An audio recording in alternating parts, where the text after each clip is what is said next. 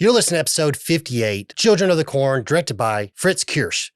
Is it an outlandish classic or a rotten mess? I don't know. Let's find out on today's episode of Video Villa Podcast.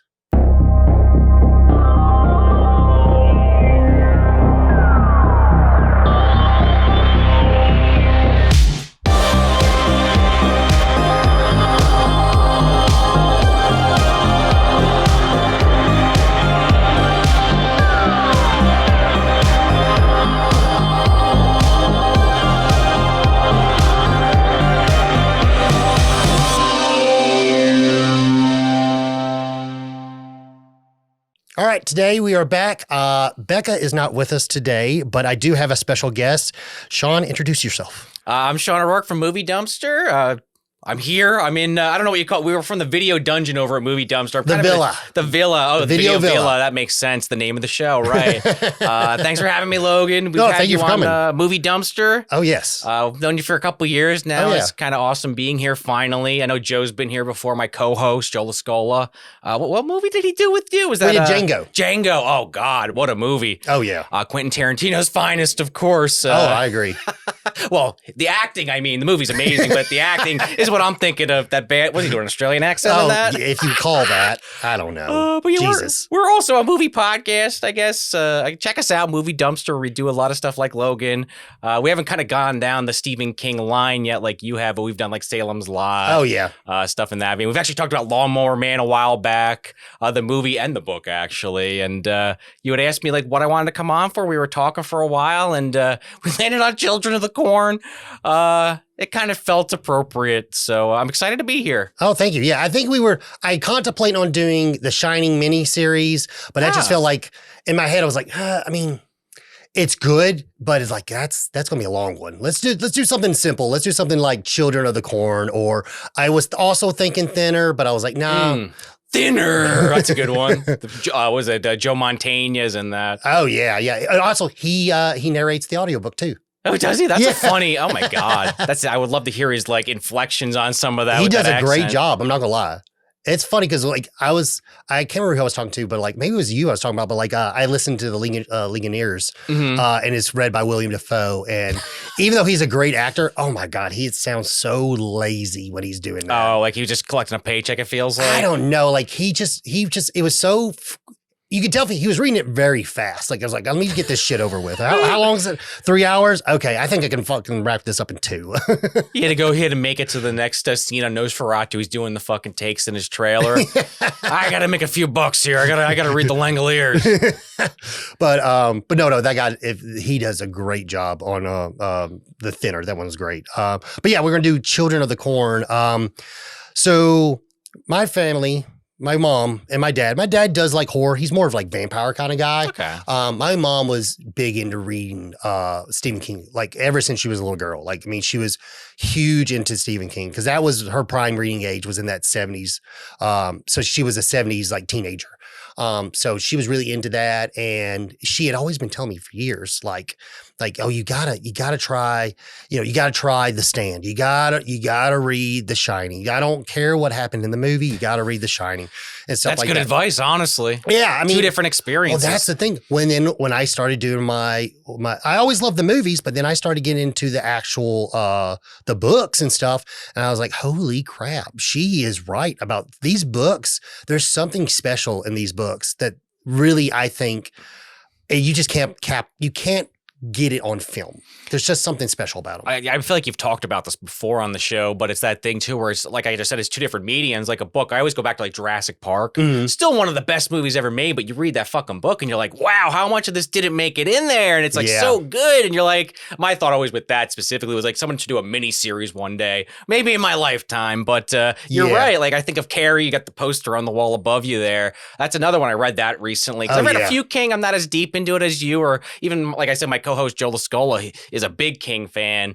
But I read like I said, Salem's Lot, and I read Carrie, and it's like you watch the movie and it's a really good adaptation, but then you're sitting there like, man, I wish they had this or that. So it's always kind of fun to see where the original thought came from and where the director or screenwriter came in and changed things, or an actor. No, 100%. I agree with that. Because it's weird where like It's one of those things where I always heard it like you can't put that in you can't capsulate that in a movie. Sure. And that was one of the first things like I really liked because I was always big into comics. That was my reading was comics. Can't translate that to the silver screen or something. Exactly. Yeah. Like and so like this was the first time like me really seeing that with books. And then that King with the Shining, that was the one that was like, oh, this is severely different. Oh yeah. And so like I said, like my mom was big into these, and this was a movie, and I know me and you're very close in age. Like this movie was something special when we were little. Oh, this was on TV constantly. Oh, yeah. I don't know if you're about to ask me this. I don't want to jump the gun, but I know that's definitely where I first saw it. It was just on USA TV or something. Dude, it's so crazy because this is one of those horror classics that got spoke about a lot, but no one talks about now.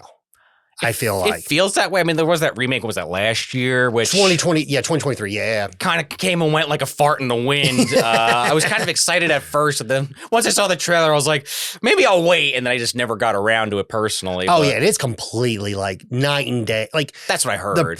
I watched the trailer and looked into the back because I was actually going to try to watch it before the review.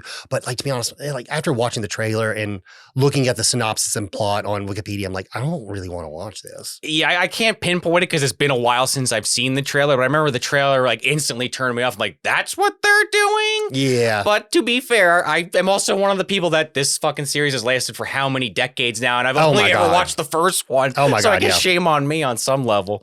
Well, we were talking earlier, 10 sequels. So it's 11 in total. Oh my God. There is a short film. I don't know if you count the short film, but 10 sequels from the first one. So. Add it in there. We got up to 11. Just let's get rid of the round number. But so you watched this a lot when you were little. Were you did you have the same experience? Like, were your family? I know your dad was big into sci-fi and stuff like. But was your family really into like horror, like Stephen King and stuff like that? Yeah, my dad. He definitely likes sci-fi. He's a big Twilight Zone fan, Outer Limits, stuff like that. Forbidden Planet comes to mind.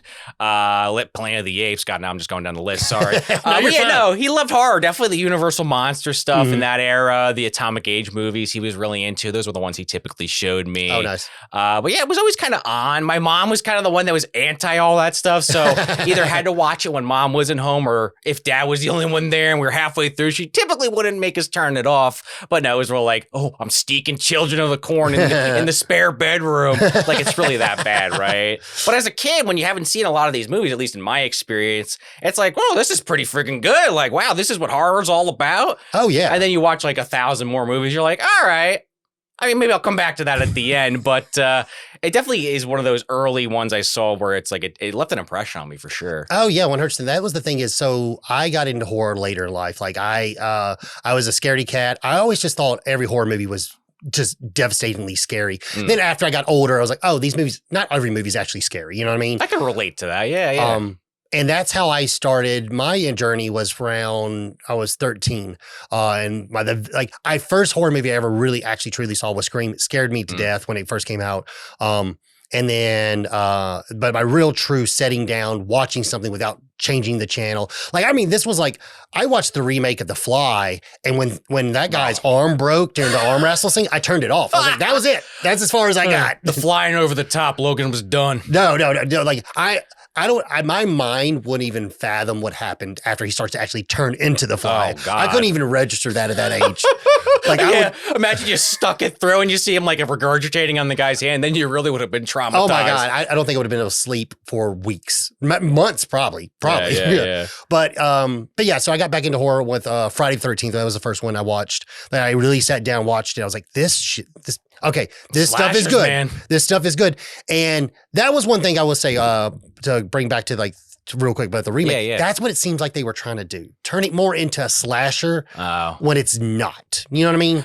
For Children of the Corn. Yeah. Sure. Yeah. Yeah. I don't know, but like maybe those sequels, then again, I'm less familiar with them. I don't know if you've seen the sequels or not. I don't know if it went that direction. As far as two. And that's another thing is when I was younger, I actually got this movie confused with Village of the Damned. I could see that, with right? children killing creepy people. kids, Yeah, creepy kids and the stuff Carpenter like one, right? Yeah, the Carpenter one. Yeah. Not the black and white one, but the Carpenter one. Yeah. Because that, that maybe was in the, I think that's 90s. It's definitely in the pocket there. Another one they were showing on TV a Yeah. lot. Like, very creepy, maybe not the scariest thing in the world, but scary enough that it gets thrown on cable in the afternoon. Yeah, Christopher Reeves was in it. Yep. I remember the scene a lot with him putting up the brick wall and them trying to get through it, and the wall crumbling in front of him because he's trying. I don't remember the whole point. Sure, yeah. I think he's trying to kill all of them at one point because something's got to blow up, but he's got to like maintain them. I don't know. I'm due for a rewatch myself, but that sounds familiar. Yeah. Yeah, but I always got confused. This movie confused with that one. And then when rewatching this much later, you're waiting for that kid with the white eyes to show up. I know, where is he? Pretty much. Where's the bowl cut kid? I'm like, okay, I know Christopher Reeves is not in this one. I know that. That's all I know as far as it. And then I know Isaac. I'm like, and Malachi, but where's all the other kids with the white hair and stuff like that? So, but yeah, like that was the thing is like this movie to say it's a good movie and just, I would say is like, you can there is an argument to say this movie is a good movie. Sure. But I think sometimes maybe the fact that when this movie came out, I wasn't the prime age of seeing it. And I think that you saw it too early, you think? I think the climate during that time frame, because this feels like a direct-to-video, but apparently 1984 was the first time they started doing direct-to-videos. But this has got a theatrical release. It feels so low budget. It looks like a direct-to-video, but it's not. Right. Like if those sets don't exist, I could totally see it, but those sets had to be most of the budget, right? Well, a lot of it actually was they found 3 to 4 towns and they just location. Oh, they fooled me. Yeah, and I thought it was like a backlot. No. Apparently, they found different places in Iowa, 3 to 4 different towns that made up Gatlin, and they just this looks good. Let's shoot a scene here. Okay, then from this angle or whatever. Yeah, and then like say they go to another street over. I like the way this building looks. Let's drive 5 minutes down the road and shoot it here in this town because it was pretty intuitive then. No, yeah, it will say like it just. I think maybe the special effects and the way the film is shot, it does feel not like a theatrical film. Now you're right though. It has kind of I don't want to say a cheese, but like that kind of look like you're trying to describe where you can you're not sure. Exactly. You're like, did somebody sit in a seat in the theater or were they just on their couch, watching this? No, 100%. That's the thing that I thought when I rewatched it. I'm like, man, I mean, I know this movie was a big win for the horror community, and it has been talked about for years and years. And especially when I was watching like documentaries about horror in the 2000s, all those people are in their 30s and 40s, and they're all talking about Children of the Corn and stuff like that. Nostalgia for it, yeah. Exactly. And I think that like this weird, like this, that nostalgia, I think at point as for our generation, I think probably maybe has starting to wear off. And people don't have that feeling towards this movie. We're definitely starting to move into what year was this? 84. Okay, yeah, because we're kind of like we're actually moving past the 90s nostalgia now. And a couple years from now, I feel like we're going to be into the 2000s nostalgia because everything kind of moves with the everyone's going to get frosted tips again. Yeah. Wearing getting inflatable furniture. Yeah. Well, I was like to your point though. I was talking to Joe and our friend Christina from Girls Like Horror about Hellraiser. That's one you think everyone would have seen, but she was like making a good point that a lot of people that are younger than us or maybe around our age group haven't fucking seen Hellraiser. And to me, I'm just like scratching my head. I'm like, how have you not seen Hellraiser? That's like an all timer. 100%. You're right. The further we get away from these movies, it's just I guess it's kind of an obvious statement as I'm saying it, but you don't think about it. I mean, how many times yourself or your listeners, viewers, whatever you refer to them as, the video villainites.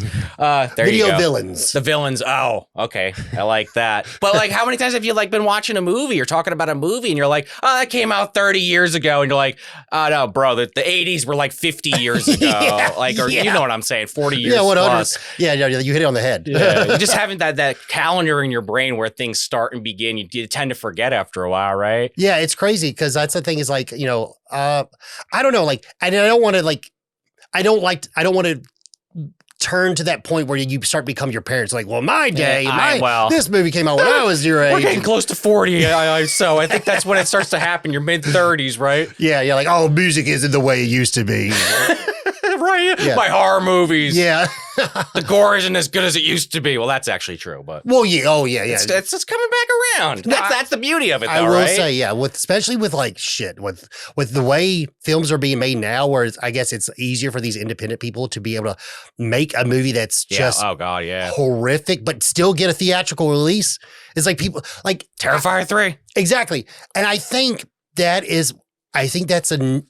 With that being said, I think that has a lot to do with maybe one of the reasons why the newer generations haven't really seen this film because there isn't really any gore. Yeah, that's where I thought you were going with that. Yeah, I was kind of thinking that too. Like, yeah, it's kind of, I don't want to use the word milquetoast because then it kind of loses all meaning. Yeah. But compared to what we're getting today, I just mentioned friggin' Art the Clown. Yeah. Or even in A Violent Nature might be a better example, Yeah. less budget. But stuff that's just hyper violent that a lot of horror fans are into today. I mean, they probably would have been into it back in the 80s and 70s too, but that seems to be what people are really chomping at the bit for these days. Yeah, because you think of like 84. So I mean, the Burning, which y'all did on y'all's channel, great special effects, and that's pretty graphic. Oh yeah. I mean, shit. I mean, you're also coming off the 70s, so there's still that kind of grit to a lot of these films, which actually this movie doesn't have. Yeah, true. This one, like I said, like it's the weird, like it's not that the actual like theme of the film is terrifying. Yes. Children killing adults. Well, that's what they're banking on, right? Yes. It's that the kids, it's still going for that shock value, which again, not to just sound repetitive here, but maybe in 2025, not that isn't still shocking, but it's less shocking than it was in the 80s. Yeah. Bunch of kids killing parents and essentially taking over the town in this religious cult. Yeah. And again, King writes about this in so many of his books, these forgotten towns, these towns that have died out, which I'm sure still does exist in today's day and age. I don't want to sound ignorant that doesn't happen still in America specifically, but it's a way less common thing, where you're just shut off from society. If the power's gone, it's not like you can pick up a cell phone. Exactly. Just interesting kind of stories he writes with that kind of backdrop. Children of the Corn especially. Well, yeah, because and with to add to that, like my hometown, I was telling you, like my hometown in Tennessee, where Video Villa gets his name from, still, I mean, they're not called Video Villa anymore. It's Cruise Connections, but like they still rent movies because there are still places that can't get internet. And people, if they want to watch something, they don't get cable, and if they can't afford satellite TV, that is their only way to watch something. They're physicals. They're physicals, really, and that's the reason why they still make them. Like, I mean, like people still rent not nearly as much, but people still drive into town to rent a movie because there are those areas where, like, there's no cell towers built and stuff like that, and this kind of like. I think this would be more like the Midwest and stuff like that. But like, even like, the southern like hills of Tennessee, like you still have towns like that, which is crazy. I think another movie that really capitalizes on that was like Pumpkinhead too. Oh, well, yeah. Like that little shanty town kind of area where that was like that community lives. Oh, and stuff like that. 15 people or something. Yeah. Oh, you mean like the crazy people? Or whatever. Yes, yeah. Right. Well, even just where Ed Harley lives is kind of barren, really. Exactly. Yeah, him and his little boy and stuff like that. But yeah, like, I mean, I will say, with this being said, I mean, the movie I do think is good in nature because like we said, the overall story behind it and the actual what's happening is freaking terrifying. And thinking your own child murdering you. Oh yeah, well, it's top of the list, I would think, right? Exactly. Now, would you consider this folk horror, or would you consider this like supernatural? I think the short story is absolutely like more of a folk horror. I think so, yeah. I mean, you could argue the ending gets a little supernatural, but it's King kind of comes with the territory. The movie though definitely leans, I think, a little bit more supernatural than folk horror. And that kind of is just maybe a bigger talking point with the movie as a whole, where it maybe doesn't know exactly what they want to do by the end of this, in my opinion. Yeah. Because there is kind of that sci-fi twinge, like window dressing almost, but it'd be kind of remiss not to mention it, right? Yeah, especially the last half hour. That's where it gets super supernatural. But there's some other stuff even that's kind of crazy. Even Twilight Zone-esque when they're driving that we'll talk about, where you're like, all right, that's kind of creepy. Oh, yeah. Like, that's the thing is, like, and like, not to like put it in a box, but it does. I will say, or in a cornfield. Yeah, or a cornfield. Drop them in there.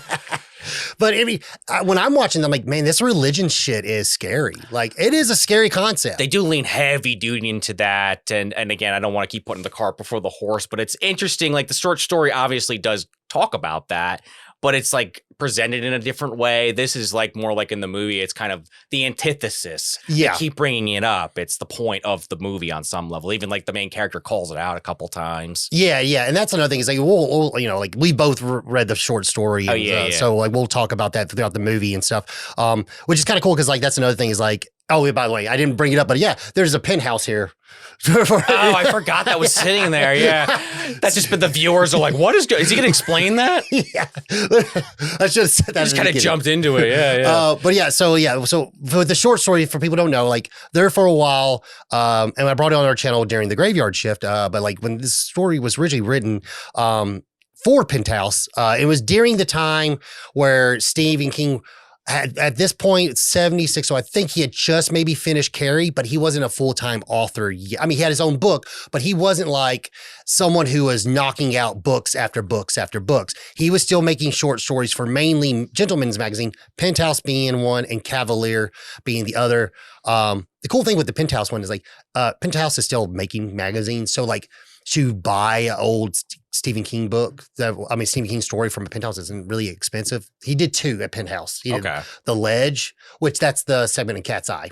Okay. So that was originally on that was originally in Penthouse, and then Children of the Corn. This issue, the 76 issue of I believe July. March 77. But yeah, this is the issue where Children of the Corn first took place, and then all those things, all those short stories they added to the Night Shift collection, which came out in the 80s and stuff like that, which was really cool. So that was the first time to be able to like read that without having to buy a nudie mag and stuff like that. What are you looking at over there, little Billy? I'm reading the Stephen King. I flip over the titties. I will go straight for the stories. I glued them all together just so I wouldn't be tempted. Glued. But yeah, it's crazy too because like I wanted to like collect the Cavaliers. Those are stupid expensive. Oh, because they're out of print. Well, not that this is in print, but the company doesn't exist. I'm guessing, man, like the Night Shift, $330. That's the average going price. That's for the hardcore of the hardest hardcore. You get what I'm saying. Yeah, People that really, really want it. Yeah, it's crazy. And like, you know, like I would love to have that. And I still go to antique shops. I find it. I find Playboys, but I never find Cavalier magazines. One day. Yeah, one day. I mean, one day someone's going to like come in the chat on the YouTube and be like, I've got some, I'll sell to you. Send it to me. Yeah, right. Yeah. But yeah, another thing, the last thing I want to bring up, like this is the 80s was King's year though. That's one thing after rewatching these films, like some of his most iconic films came out during the 80s. Oh, like that whole decade. Decade. Like, so it started off like, you know, like they start off the 80s with The Shining, then Creepshow. Some of those stories in Creepshow were his original stories. Yeah. And then you got Cujo, you've got Dead Zone, Christine, Firestarter, Cat's Eye. There's a lot kind of coming out, yeah. Silver Bullet. Dude, he just keeps on getting more. Like Maximum Overdrive, which is a cult classic now. He hates it, but still add it to the list, right? Yeah. Stand By Me, Running Man, and then he finals the year off with Pet Sematary. I mean, all those movies are pretty good. Maybe not all of them are good adaptations, but I like all those movies on to differing degrees. Exactly. I mean, he's fucking hitting dingers and dingers and dingers. And then we get into the 90s, you get Shawshank Redemption. Was Green Mile, I think was 99, right? I think maybe. I know Green Mile probably made him more money. Shawshank was like once it hit TV and cable, it was way bigger. Oh, yeah, because that's now it's one of the people say it's one of the best movies ever made. Exactly. That's exactly what I was about to say. Like I have like at least 5 friends that aren't like big movie goers. Love Shawshank. That is their favorite film. It's touching. It's crazy. And I will say the short story. Did you ever read the short story? Nah. It's so surprising. It's a very different. The only thing I really know is that Morgan Freeman's like Irish in the original. Well, you know what I mean. Yeah. It's so red.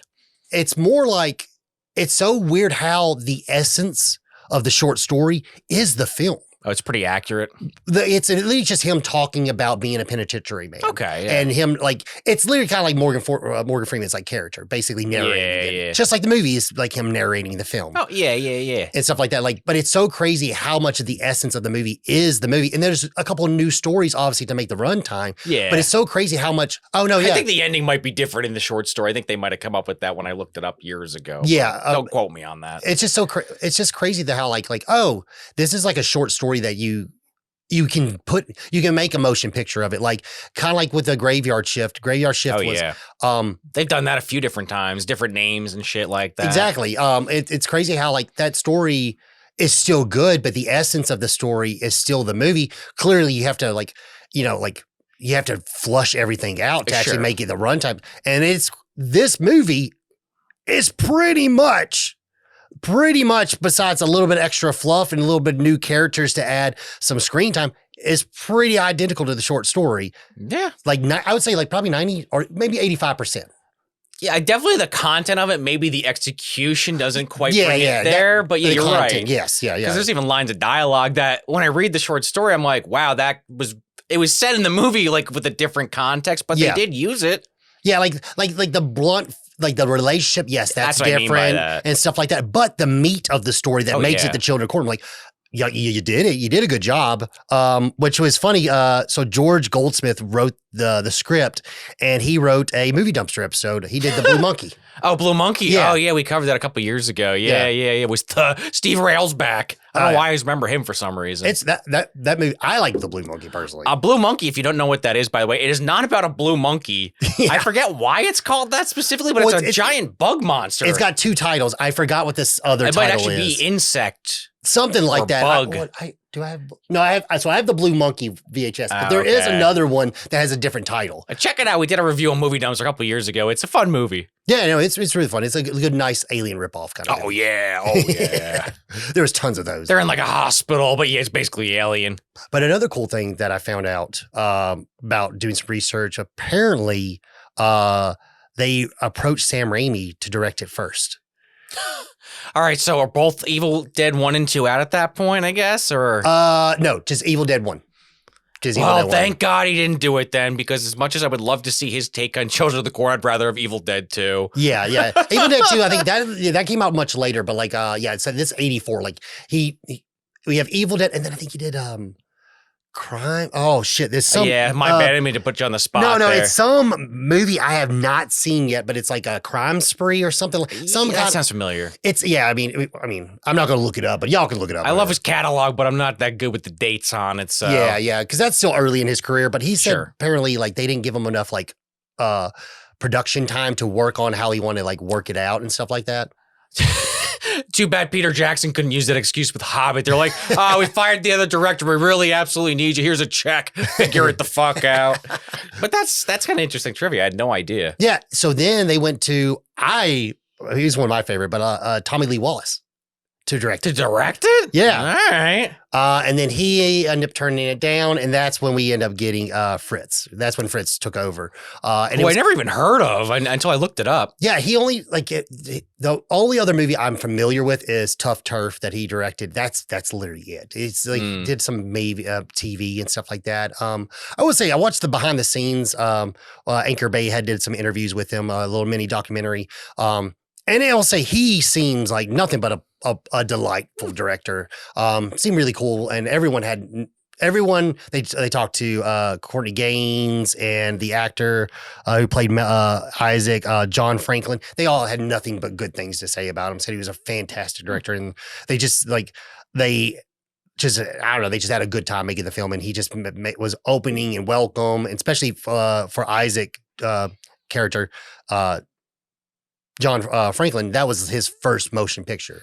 He had only done like a Star Trek commercial before this, and that's it. That does sound familiar, because I mean, I've looked this guy up over the years. Like, what else has he been in? Yeah, that's kind of crazy. Yeah. He nails this part for his first major role. Yeah. Oh, he is the most memorable part of the movie, honestly. Oh, yeah. And then also the crazy fact that when you find out he's not a child. Right. He has some kind of condition. Growth hormone condition. He's 23 years old when he shoots this movie. He does the con sometimes. I don't know if you ever met him, but oh no, I see the boy that plays the Job. No, Pet Cemetery. He shows up a lot. Gage, yeah. Gage, yeah. He did a lot of child roles at that time. Exactly. He was on like Full House and shit, and New Nightmare and stuff like that. He's the kid. Yeah. Yeah. But I had never seen him at a con because I would actually that would be a 5 by 10. I mean 8 by 10. I would like to own. Was like an autograph picture of him and meet him because I mean it's an iconic character to be honest. Yeah. Especially with the new toys from Trick or Treat coming out. Oh, yeah. Well, Malachi looks crazy in that one. They're like, just give him the shouting face. He yells so much. All right, and that's all the cool fun facts I have about it. Is there anything else you want to say before we start to talk about the back of the VHS box? Let's just get into it, because there's a lot I have to say about the movie, but behind the scenes, I'm kind of tapped on that. Perfect. As guest tradition, they will read the back of the box, so Sean has agreed to read the back of the box. This is the front. Now I'll read the back. That's for your video watchers. Children of the Corn. The children are watching, waiting, and hiding. Stephen King shocking thriller. Some capitals was the exclamation point. I don't know, Logan. It began on a quiet Sunday in Gatlin, Nebraska. That was the day the children slaughtered all the grown-ups. Isaac, the boy preacher, told them that he who walks behind the rose was pleased. And 3 years later, the children still follow Isaac and his evil teenage disciple, Malachi. When a young couple traveling cross country accidentally drive into Gatlin, they begin to discover the town's terrible secrets. However, what they don't realize is that they have become part of the children's bloody mission, a mission that cannot be fulfilled until the two intruders are dead. Dun, dun, dun. That's a great job.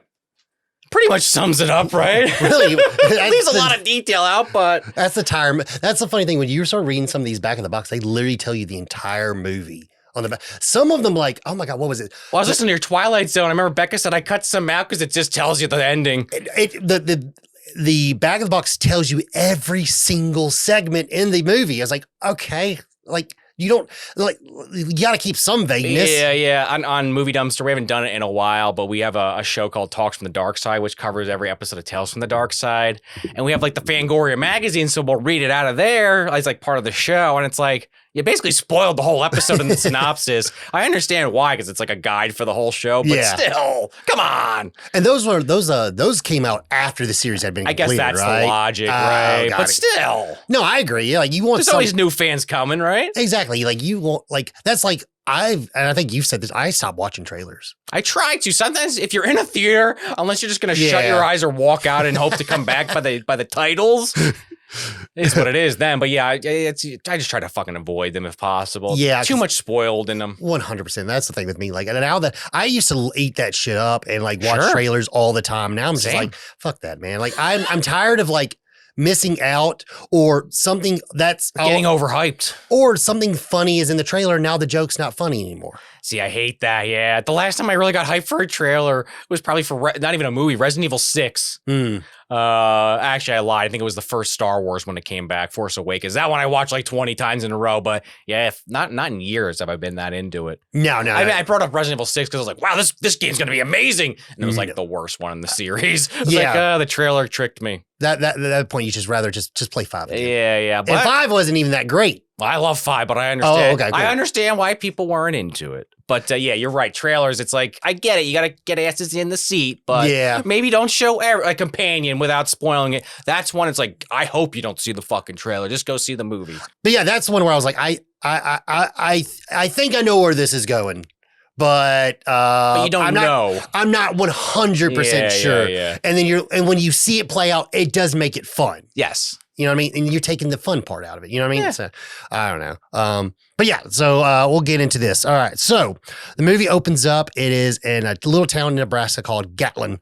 And it is 3 years ago. So this is 3 years in the past. Everyone is getting out. It opens up at like a little church.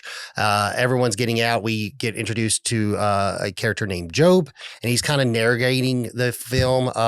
Does he have another name, by the way, or is he just Job? So apparently, if it's similar to the book. That's where I'm kind of coming from. Yeah. Okay. So in the book, they all have their real name and then they get changed to biblical names. Right. After everything has been taken place. But I don't know if it's ever said if he has another name because there's Job, Joseph, Amos, Isaac, Sarah. Yeah. I'm not too sure. Like, I'm just curious. I didn't write that down. I couldn't remember if he actually said his name in the intro or not. That's the only place I feel like he would have said it besides Job. But yeah, because that's the only time I remember is like, because that's one thing I did look up. Like, it's the scene where I think it's a scene where Malachi gets onto them, and that's when they say Job and Sarah. Right. Yeah. Okay. So I was like, I don't think they say anything else besides that, because that was one thing is like, after rereading the short story, going back and rewatching the movie, I'm like, okay, now I'm trying to pick up some details and stuff like that, but I never saw anything. Yeah, no, I did that way too. Read it because I think I read it like a long time ago. It was little pieces when I was rereading. I was like, I kind of remember this. I kind of remember that. Yeah. Yeah. So they end up getting out of church, and it looks like it's a small little town. Everyone's kind of like going to like the diner or whatever. And Joe basically he's kind of giving you a little bit of the backstory. There's this kid named Isaac, and he has a following that goes into sermons in the corn. Oh, but my father doesn't like Isaac, so I couldn't go. Yeah. Yeah. It's like, all right, I guess your dad had the right idea. Yeah, he even says something like that. He's like, my dad was my dad was smart about that, or he was wise or something like that. Because clearly we find out Isaac is not up to any good. So it opens up, they go to the diner, and all of a sudden, as he's explaining that, what's called him and his sister weren't there because his sister was having a fever. She's sick at home. She's sick at home and having fever, and apparently she has visions. Right. That's how they set this up, the beginning of the visions. Yeah, she's sick. Exactly. And it's kind of weird, like, okay, because that's clearly not in the book. I mean, that's like a kingism. Yeah. They like looked at Carrie and a few other books. They're like, well, he does a lot of stuff with like psychics and premonitions. Fuck it, just throw it in there. Yeah, make it sense. The little girl. That doesn't make sense, but let's just say for the sake of the movie, it does. Sure. Why not? But yeah, she's having this fever, and we see she's drawing on a piece of paper while she's having this fever. And now all of a sudden you see the children that were in the cornfield apparently start to make their way into the diner. The meeting ended early. That's what the kid thinks, right? Yeah. Oh, the meeting's over, huh? Malachi's on the pinball machine. Okay. And then they end up locking the door, and then all the children start just viciously murdering everyone in the diner. Oh my God. The waitress who's working there poisons all the old people in the coffee. Pours it in the fucking pot. Yeah. And then they just start brutally murdering all the parents with literally farm equipment, farm weapons. I love the shot though, because the little boy Joby gets the fucking strawberry milkshake, and his dad gets like hit with a hatchet, and the blood just sprays all over his face in the strawberry milkshake. It's like, ooh, and it's weird because if you watch it, it squirts. Like it gets like he gets hits once, and then he hits again because like the pulse of the blood. The one, the guy manager, I guess. Yeah. Oh my God, this meat cutter, the deli slicer. Oh my God, that's dude. Brutal. And it's funny. So apparently, Fritz, the director, too bad we couldn't have seen that. Well, he did that on purpose. Oh, they just use your imagination. He said one of his biggest idols was Hitchcock. So he was doing Hitchcockisms, showing you not that completely showing you the violence. He literally used Psycho as the blueprint to shoot the violence in the film. That's why you never see any true real violence. Okay. That actually kind of makes things make a little more sense in my head now that you mention that. I do like that. I mean, you don't need to see the guy with the meat slicer. I got you. Get it. But then like later when you want to see some shit, you just kind of don't. So like, I don't know. There's definitely some argument from an artistic direction and to do it that way for sure. And also, we also got to think of like when you're comparing it to like Psycho, like that was decades ago. Yeah, you know what I mean? And that clearly the things that you could show then you could not show. But now this is the 80s. This is prime time for ultra violence. People want it. Yeah. I want it. Yeah. Again, 40 years removed, I still want it. Yeah. Yeah. And that's the thing is like, well, that's the thing when we talk about the remake. You could do a remake and keep the same structure of the story, just make it a little bit more modern. And to be honest, like we were saying off camera, today's climate makes fucking sense. And I mentioned even on camera art. Yeah. I don't always want to go back to Terrifier. There's 1,000 examples, but it's a popular one. Well, I'm saying like during today's like religious based people going fucking ape shit crazy over certain topics. No, I mean, you're right. They could really lean into that heavy duty. Oh yeah, like well, the whole They do a little in this, but yeah, like I'm saying, like that shit's still going on. Oh yeah, and it's crazy, and like you could definitely like make a modern day one and lean heavy into that. 100%, yeah. But yeah, so it cuts, and we start getting this really creepy little opening credits. I love the opening credits. The music. Oh yeah, it's great. It's great. The little kids singing, that's just so fucking creepy. Well, the drawings, man. Oh, right, her the premonition. Drawings. Sarah's premonition. And that's showing you everything that's happened over the years. It basically is explaining, okay, the plot, yeah, visually. Isaac came in, said that, we are going to kill all the children, we're going to kill all the parents, and we're going to go back to olden times, like the Bible, and we're going to get rid of all the technology. We can't use X, Y, and Z. Shows them burning all the appliances and shit. I thought that was really well done. It really does tell you what is happening by just visual aids. And like I said, the kids drawing are creepy as hell. They are. I wish by the end of the movie, the premonitions would have actually like meant something. True. They're literally just kind of a plot device to move things along. But maybe again, I'm getting a little ahead of myself. No, yeah, I got a lot to say about the ending and how this like.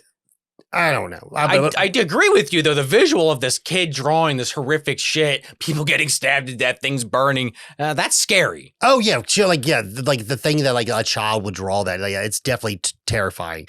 So now we come back to 3 years later and we get introduced to Vicky and Bert, who are our two main characters.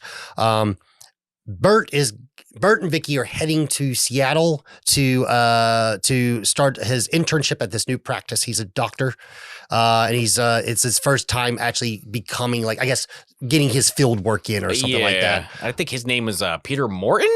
Because I know it's definitely Linda Hamilton as Vicky. Yeah, Peter Horton. Yes, Peter Horton. I don't know what else he's been in. Obviously, Linda Hamilton. Well, maybe not obviously, but Terminator 2. And that's the funny thing is this is a big year for her because 84's Terminator. Came out the same year. She started blowing up around that. I don't know if Terminator came out first or this came out second. I mean, I don't know which one was filmed. Imagine that. Oh my God. I hope Terminator came out after. Otherwise, people are scratching their head. Like, Linda, which way? I mean, her career changed. She did many different types of films. But yeah. She kind of plays a polar opposite Sarah Connor in this one. Maybe not like a total weakling or anything, but Sarah Connor evolves by the end of that first one. Oh, yeah. The second one, she's a total badass. But this one, she's kind of very like... She's compassionate, but she kind of stays the same. Yeah. She's no big character arc. They really don't give anything. They don't really give her much, to be honest. The kids have a little bit of an arc, but the adults are more like, we're in this crazy situation. How the hell do we get out of it? Yeah, the adults just feel like a catalyst to tell the story.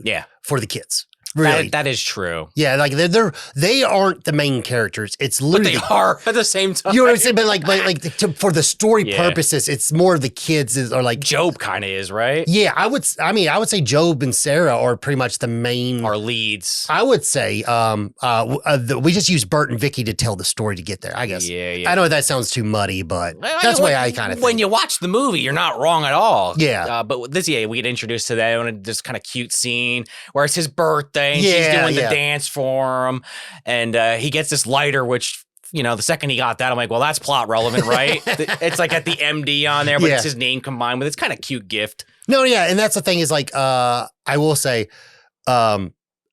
two completely different characters in the book versus the movie. Oh God, both of them. Holy shit!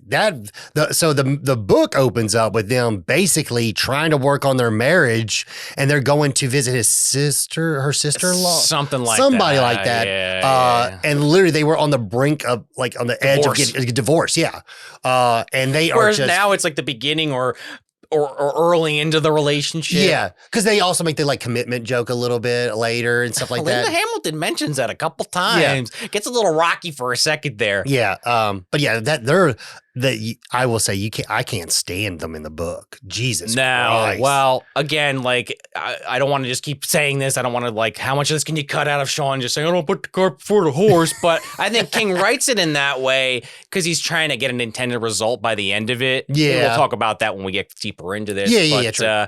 The movie is kind of going for a different vibe than the story. I feel like. And I will say. I don't mind. I more like it. hopeful, I would say. Yeah, you're 100% right because we'll get to the end. Yeah, there's not a lot of hope in that book. No, there's not at all. But yeah, so they head back on the road and they're making their way, and at the same time as they're driving, we get introduced to Job and Sarah.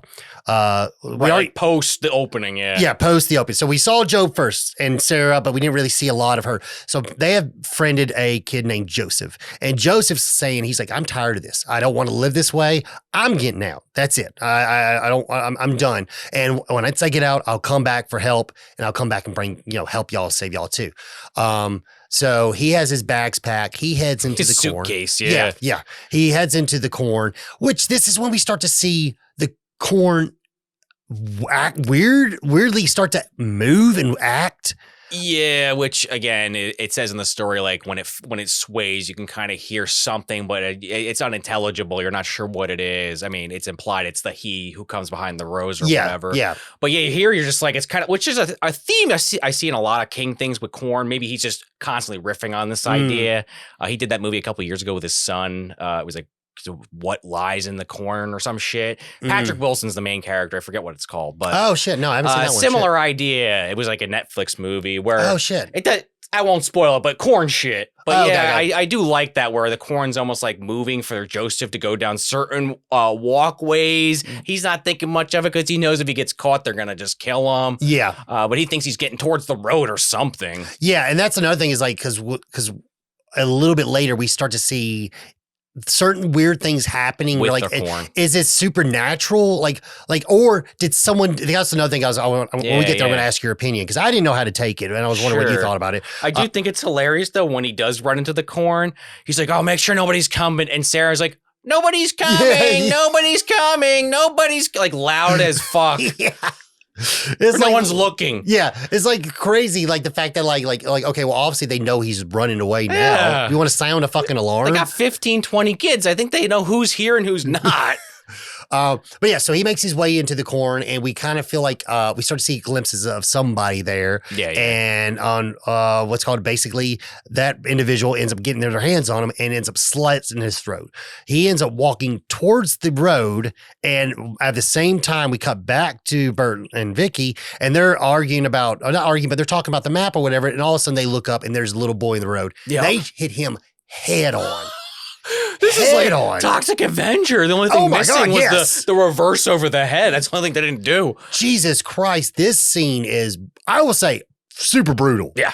Jesus. You definitely could see the obvious dummy, but it looks pretty damn good. I will say yes, even though it's a dummy, but the fact that we see it completely get run over and sent underneath the car. Oh yeah, the car's like going over, like it hit a bad a hole in the road or something. Yeah, oh my God. And that's the thing is, so they just hit a little boy. Well, they don't know what it is. They're kind of trying to convince herself, or Vicky's like, it was a dog, right? It was a dog, which that was like part of the book. Gaslighting herself, yeah. So they get out and look at it. It's they just ran over a little boy. They're like, what do you do in that scenario? You just killed a child.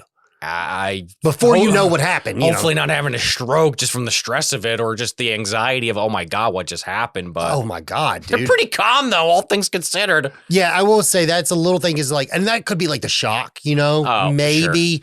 Sure. But yeah, so like they get out and they inspect the body. Well, Bert does first.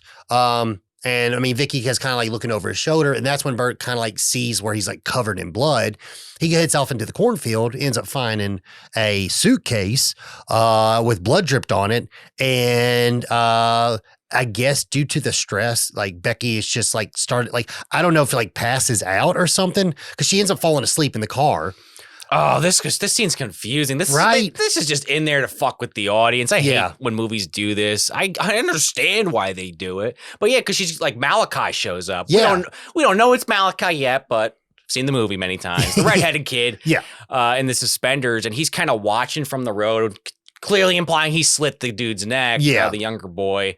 And she's kind of getting stalked by him in the shadows. You see him like in the mirror and the shadow of the knife. Yeah. But you're right. Then as she gets grabbed on the shoulder or something, she's actually waking up. She's not being attacked. So did Malachi really walk around the car? Did he never leave the corn? We don't actually find out. Because she's in her dream is walking over to the body, and then the body comes after and scares her. And that's when she gets woken up from Bert. And that's when it like sits up, right? Yeah. Undertaker style, right? Yeah. Scares the shit out of her. Like right. Kane getting hit with a chair, just rising. Yeah, exactly. And then her boyfriend or whatever is like, oh yeah, we got to go. And then I think he puts the body in the trunk. Yeah, he puts the body in the trunk and takes his suitcase, and they start driving. And that's when Bert basically explains to her, because mind you, this makes sense now because Bert's a doctor and he knows how blood works and stuff. So he's like, yeah, he goes, blood starts to coagulate within 4 minutes, and that blood is still fresh on that suitcase. So even if we wouldn't have hit him, he was dead already when he hit the road. Yeah, we might have actually saved him 30 seconds of pain, honestly. Exactly. Really, literally, to be honest. So they're like stressing out and they don't understand what's going on. So they're like, well, we got to get help here. And mind you, like they're in the middle of nowhere, Nebraska. Right. They don't want to just leave his body in the middle of the road. God Exactly. forbid. Yeah, so they're heading out to try to find the next town. But this is where it does get a little confusing going back to that dream just quickly, because then you do see, I forget if you actually see him or it's a POV shot, someone looking from the cornfield as the car drives off. Yeah, so I will say, based off of what we find out later, I think it's probably Malachi. I think Malachi was there. It's not a total swerve. Yeah, because in the book, it makes a little bit more sense why the boy's in the road, because in the book, Malachi slits his throat. Or I don't know if they even say it's Malachi, but the boy gets his throat slit and he gets pushed into the road to not tarnish the corn. Because it's all about how holy it is. Exactly. But he still does unfortunately get some blood on there. Yeah. Which it happens in the movie too. And Isaac's pretty pissed about that later. Yeah, because that's like Isaac like basically rips him a new one saying like how you killed Joseph without like sacrificing him to the he who walks behind the rows, which is not, I guess, not the teachings. You know what I mean? Yeah. And we'll get more into that once we get to that scene. But so now they are trying to find somewhere to figure out what they're going to do with this body. They see that there's two towns coming up or so forth, or at least they see it on the map. And then they end up running into a mechanic at the gas station. Meanwhile, while this is also happening, Isaac is doing one of his sermons on the mounds and the clearing. I guess that's where the holy area is. Yeah, like the big circle in the middle of the cornfield. And I love how like we do get that introduction in the beginning, like you said, like Job kind of doing the voiceover. You see him like outside the diner smiling with the hat, which again is now iconic. Him with the Quaker hat. And but now, this is the first time you kind of get the religious aspect of it. And I think that might be here too, where Bert and Vicky turn on the radio and we get a little bit of that, where it's like yelling atonement. Which again, I don't want to keep just saying in the book, but it's like in the story, it's almost like a demonic voice saying it. Whereas here, it's kind of just your classic like Jubilee, someone on the radio. Yeah, and they also say like at one point they hint like it kind of sounds like it's a child saying it too. Yeah. And in the book because then you find out like that is, I guess, technically Isaac doing that sermon that's being that character. Being broadcasted or whatever. And then we find out what happened. He's telling a sermon that explains that Joseph was going to leave and he was no longer going to be part of this town. So that he was cast out and killed, basically, and that he would not be returning, and that the Outlanders are on their way, has been told in the story, because apparently he who walks behind the rows only speaks to Isaac. Right. And he is the one who tells his message, or he's like his, I guess, apostle or whatever, of the he who is behind the rows or whatever. Yeah. And again, I think that's them leaning a little into that stereotype of a religious figurehead, whether they're lying or not, you don't really know because they're the ones getting the message, which is actually plot relevant later. No, 100%. And I will say the execution of this stuff, like, I mean, I will say I do like movies where like not to talk about it again, but like in the Terrifier franchise, they bring in religion into it. Especially that third one. The third one, yeah. And I feel like religious based horror and Heretic. I have not seen it yet. Lately. I want to see that one. Heredity. Heretic. Oh, was that the Hugh Grant one? Yeah, the Hugh Grant one. Yeah. It's a lot of Hered this, Hered that lately. Yeah. But I want to see that one. But like I will say like this stuff is chilling when you think about it, because like, I mean, some people are not the most intelligent in the world, and they will take stuff like this as facts. Well, I think there's definitely a part of that. Again, they talk about it later, but that's underlying tone here too. Because they're children. Yeah. Which speaking of, I think this actually happens right before this. Doesn't matter, but when they're driving in, the Outlanders, Bert and Vicky, is when Sarah and Job are hanging out at their old house. Yeah. Wearing their parents' clothes, just being kids, or listening to their funny records. I think they got some jazz music on. Yeah. Stuff they're not, to your point, like about like crazy religious shit. Oh, that's against God. You're not supposed to do that. You got to be praying or whatever you're supposed to do. They're playing Monopoly, which is a sin, apparently. Which I love. There's like that little joke between kids. Oh, how he lands on Boardwalk. He's like, how much? He's like, $100 billion. Yeah. 2,000. He's like, that's what I thought. But yeah, Malachi comes in and like kind of rips him a new one. And that's where everything starts to go to shit for these kids because they went with Joseph. Yeah. I guess that's kind of the implied thing. Malachi saw them. They don't ever say it. Yeah. And it's like, he brings them to Isaac and is like, hey, they were playing records. They were drawing. And that's when Isaac finds out, oh, she has precognition. Yeah. And that's a go back to the clearing scene you were talking about when they're like, these Outlanders are coming. We found out from Sarah. Meanwhile, Malachi is like there. I saw them. Yeah. I killed Joseph. Why do we need this precognition? And he's just getting pooed on because Isaac's like, you fucked up. You did this against what you were supposed to. You're going against the God. I mean, they get into it a little deeper later, but there is kind of that tension set up very early on. Oh, yeah. You can start to see where like the followers are start to maybe like not outwardly, but like start to second guess the person that's leading them. Yeah, and I think, again, as the movie goes on, you can kind of actually see why they think that. Yeah. Malachi's very action-oriented, is always kind of taking care of what's happening in town. Isaac is literally just that mouthpiece, which it does make sense, but you could see why people would be like, well, that guy's actually getting stuff done. Malachi, what do? You're just talking. Yeah. It's kind of an interesting plot point. No, it's true. It's true. And it's like with this whole like part where we kind of like get that like, with this sermon on the Mount, whatever you want to call it, like we kind of start to see like a little frustration between Isaac and Malachi. Well, Malachi's pissed that Job and Sarah aren't punished. He's like, they were listening to records. What do you mean? Exactly. Oh, she could see the future. She told us about it. Again.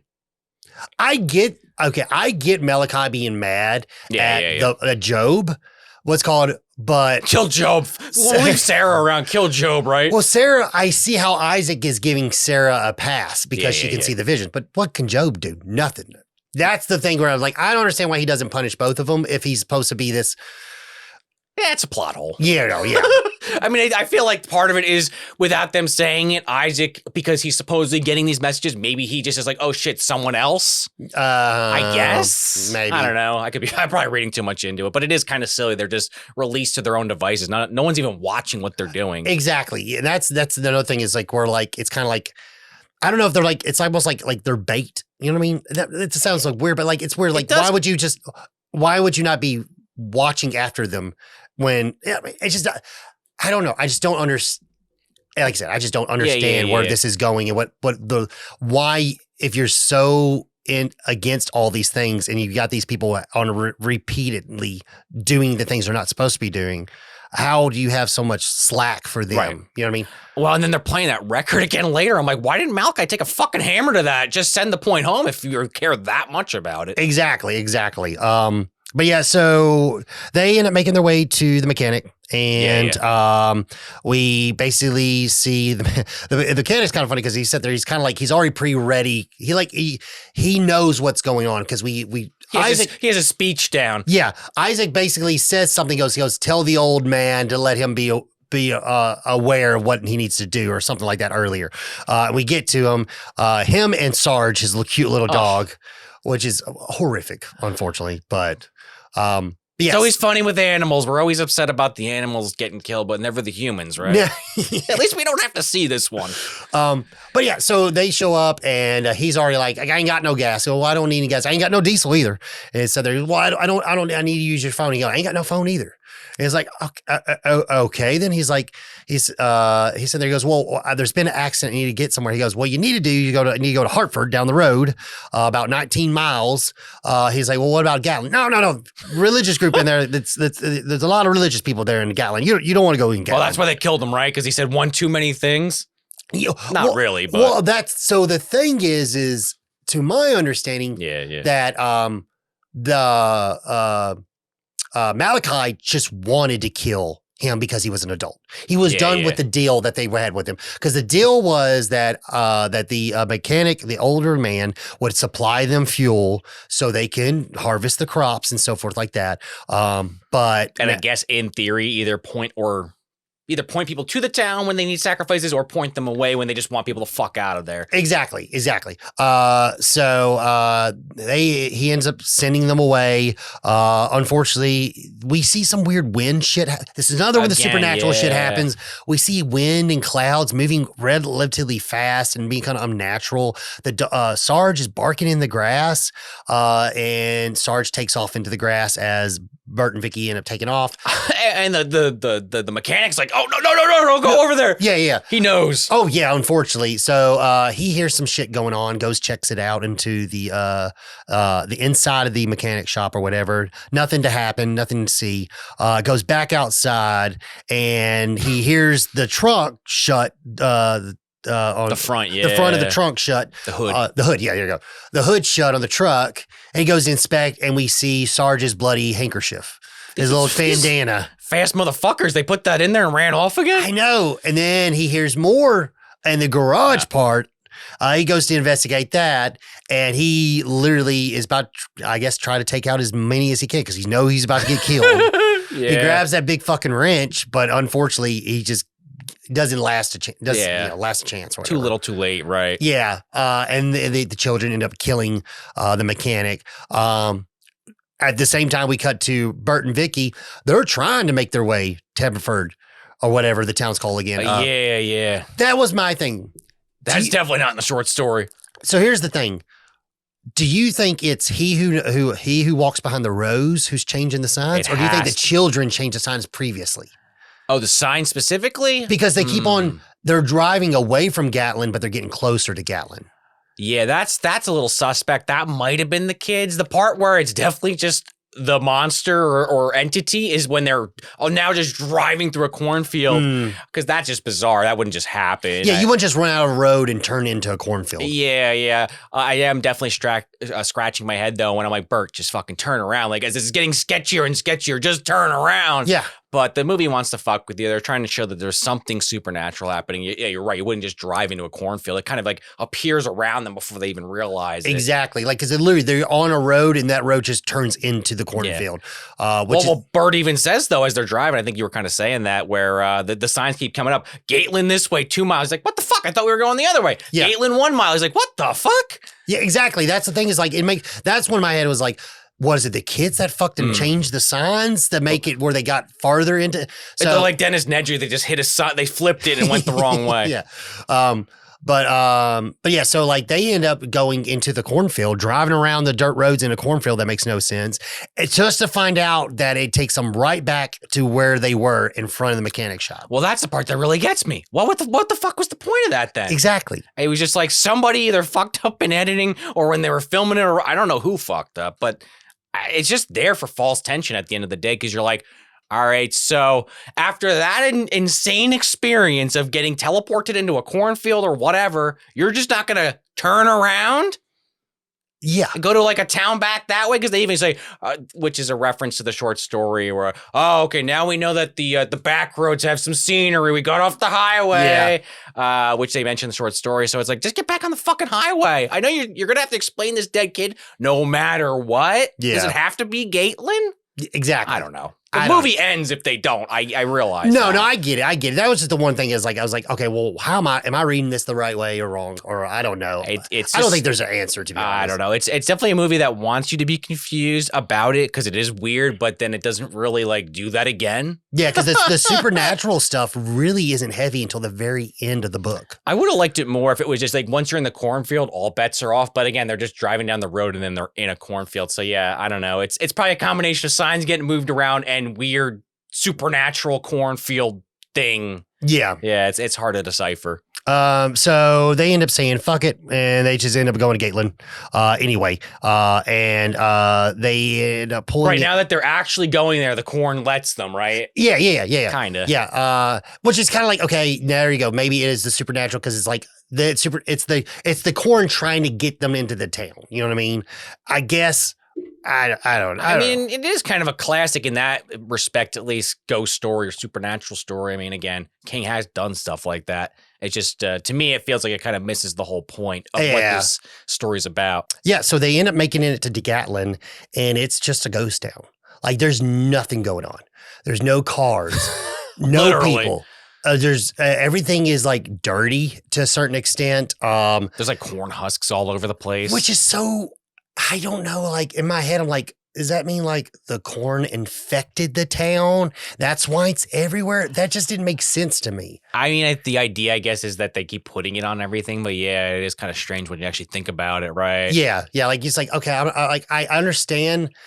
I understand you're going for an eerie vibe, but it just wouldn't make sense. Like, so you're telling me the kids just went through every business and just placed corn stalks in I don't know. They really like that corn motif. They're like, how much can we really lean into the corn? Yeah, so they ended up going like into a diner, like, you know, like what's the one from the opening? Yeah, exactly, where all the murders took place. And when they come out, there's kids. Okay, shit. Now they find people. Well, yeah, there's a couple in the shop that look like they're about to attack them, but they never do because Linda Hamilton gets scared by a rat, this big ass honking fucking thing. Yep. But yeah, you're right. The kids are like going into their car. I don't know what the fuck they're doing, stealing change or something, looking for coffee. I don't fucking know. They started, so they're trying to get their attentions. They run away, and Vicky is just like, okay, we just need to go. Which that's the big part of the book. She's like, get the fuck out of town. Why are we still here, Bert? Let's go. She is. The book, he's way more of an asshole about it. Yeah, 100%. But they're both. But she is kind of the driving force on. Let's just leave. Let's just go 20 minutes the other way. Yeah. Which is funny because like I understand where she's coming at, but it's like y'all just tried to do that. I was gonna say, as I'm watching the movie, did they film something out of order? Was that added in post? Did Linda Hamilton not get that scene when she read the script? But again, she's in the car when they're driving through there, so I don't know. Yeah. So they end up driving through more of the town, and they really do just get frustrated, and Bert's like, fine, we'll just leave. I don't care. It's fine. We'll get out of this town. Because Vicky gets, at one point in time, she actually ends up going through Joseph's bag and sees the weird crucifix corn. With just some clothes and that's it. Otherwise, that corn amulet, or I don't know what they call it. Well, if you look at it, like it's religious epitaph. It's like it is kind of like a crucifix because you see, if you look at it, it's designed like that. Where corn has been taken out and only corn that's left is supposed to show you a figure that's being crucified. Right, which you kind of do see that actually. I feel like the book does kind of spell it out a little better. They matched it pretty damn close.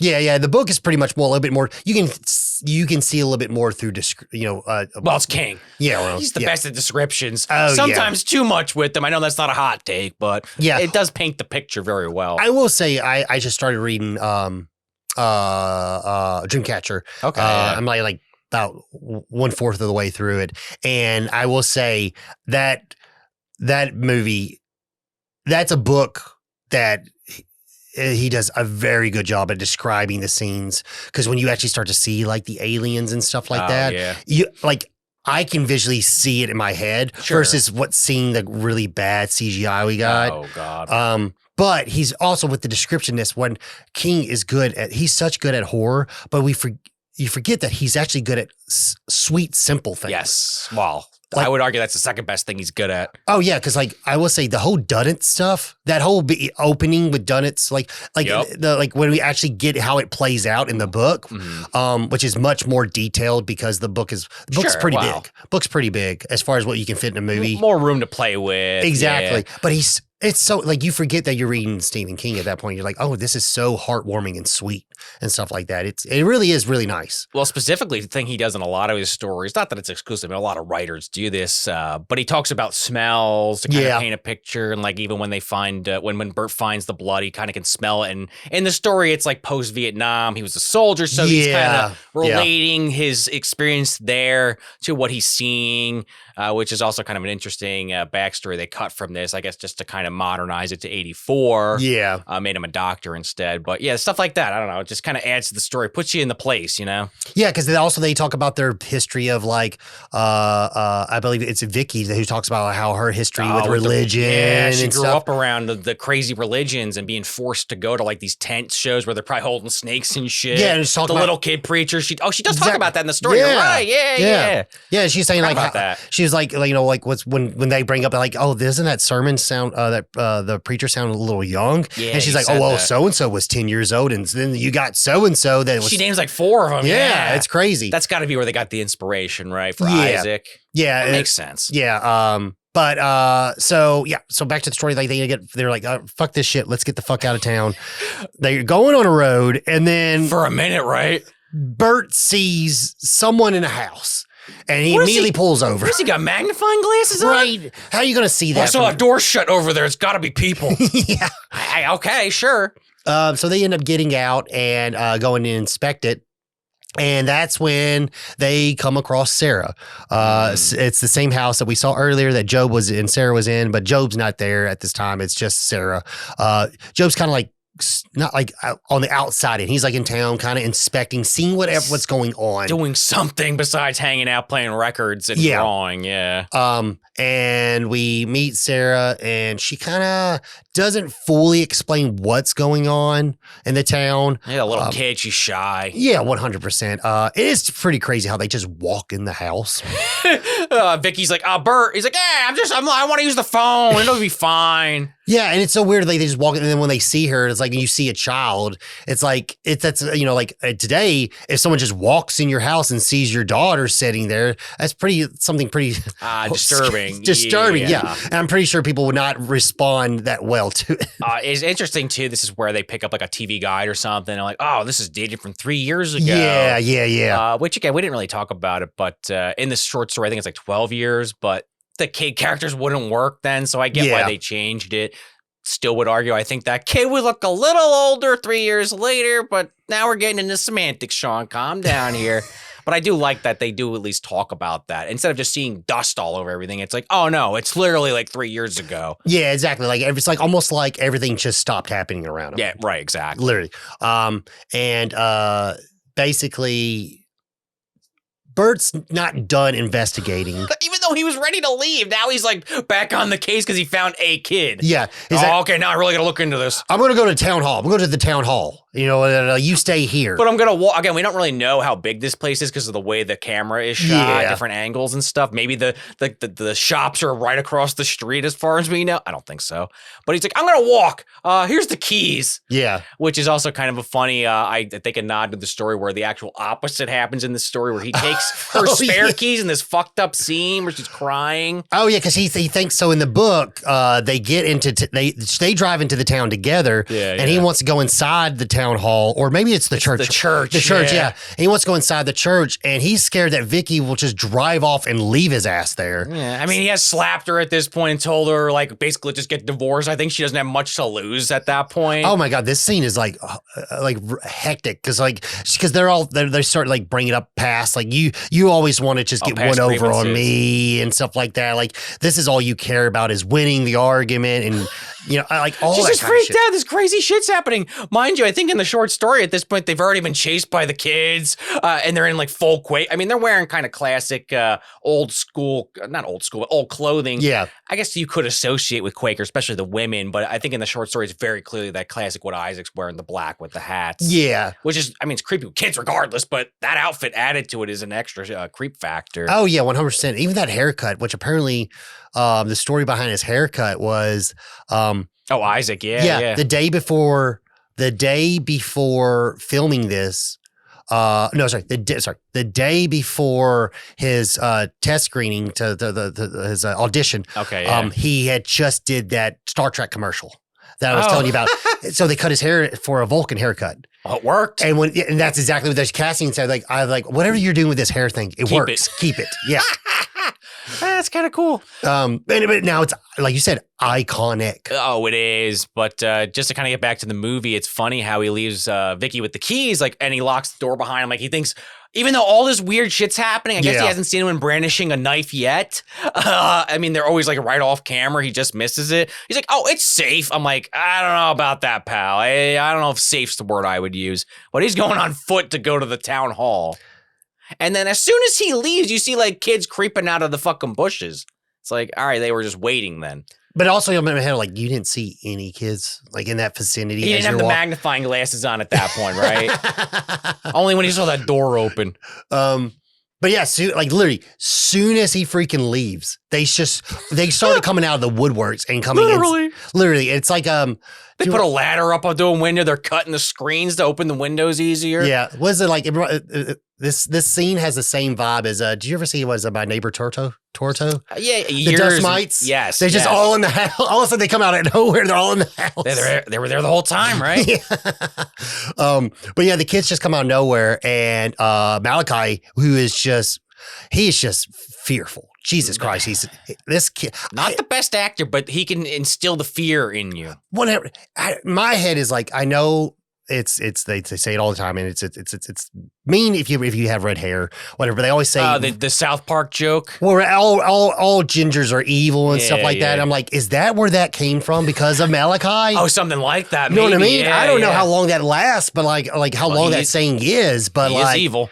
He's super evil, and he made a big pressure because he was a ginger. And, you know, and it's like there's two big parts of this movie is Isaac and Malachi. You can't think about Children of the Corn without Isaac and Malachi. Well, and again, we did talk about it very briefly, but it is those religious names they're using are kind of intentional. Malachi. Yeah. I feel like I knew this at one point, but it's like so far behind me because I used to be. I didn't do Catholic school, but CCD when I was growing up. So you kind of some of the stuff they just beat into your head whether you want to learn it or not. Yeah. But it's like Job and Sarah, I think, are like husband and wife in the book or in the Bible, which is kind of funny. That's the brother sister. Yeah, Story of Job. That's the one where the Coen brothers did. It's I forget the actor's name. Sure, yeah. But he was in The Shape of Water and stuff. Where it's like the one. He finally gives up, and that's when he gets punished. Even though all those years he was faithful to God, he finally gives up, and then God punishes him or whatever. That's what happens in the movie too. They take that exact storyline. Yeah, and he finally he's like, no, I'm a good solid teacher. I'm not going to give you that grade. And then he has a slack of judgment, and it's just and the movie ends with this storm coming that his life is about to be shit. Oh, I meant the character Job and Children. I was trying to connect the dots. Oh, I was actually talking about some bullshit. You're talking about the actual movie. Oh, my bad. No, you're good. I just brought that up specifically because Malachi, I feel like without looking it up and refreshing myself, I feel like that is specifically given to that character because of how intense and the things he does probably pulled right from the Bible. Oh yeah, 100%. And also like he just, apparently Courtney Gaines was like, what'd he do? He said he when he would have his scenes, he would try to stand there with an underbite to give him this weird look because he said he does have it, yeah. He has buck teeth, but this underbite gave him this weird sinister look. So he would every scene he would shoot, he would try to do that same underbite to just almost like morph his face a little bit, look a little bit like creepier. It works. I mean, he hasn't had the hugest career, but he's in a decent amount of movies. This obviously, it stood out. I mean, his acting. His character. Even though, like I said he's not the best actor. His faces, the intensity, I think, make up for any of his maybe like bad line reads. He's that weird redneck in the Burbs. Right, yeah. That's what I'm saying. He's in a lot of movies, actually, when you start thinking about it. Oh, he's got like that Amish beard or whatever, where it just goes below your neck and stuff. Oh my God. Burbs is great.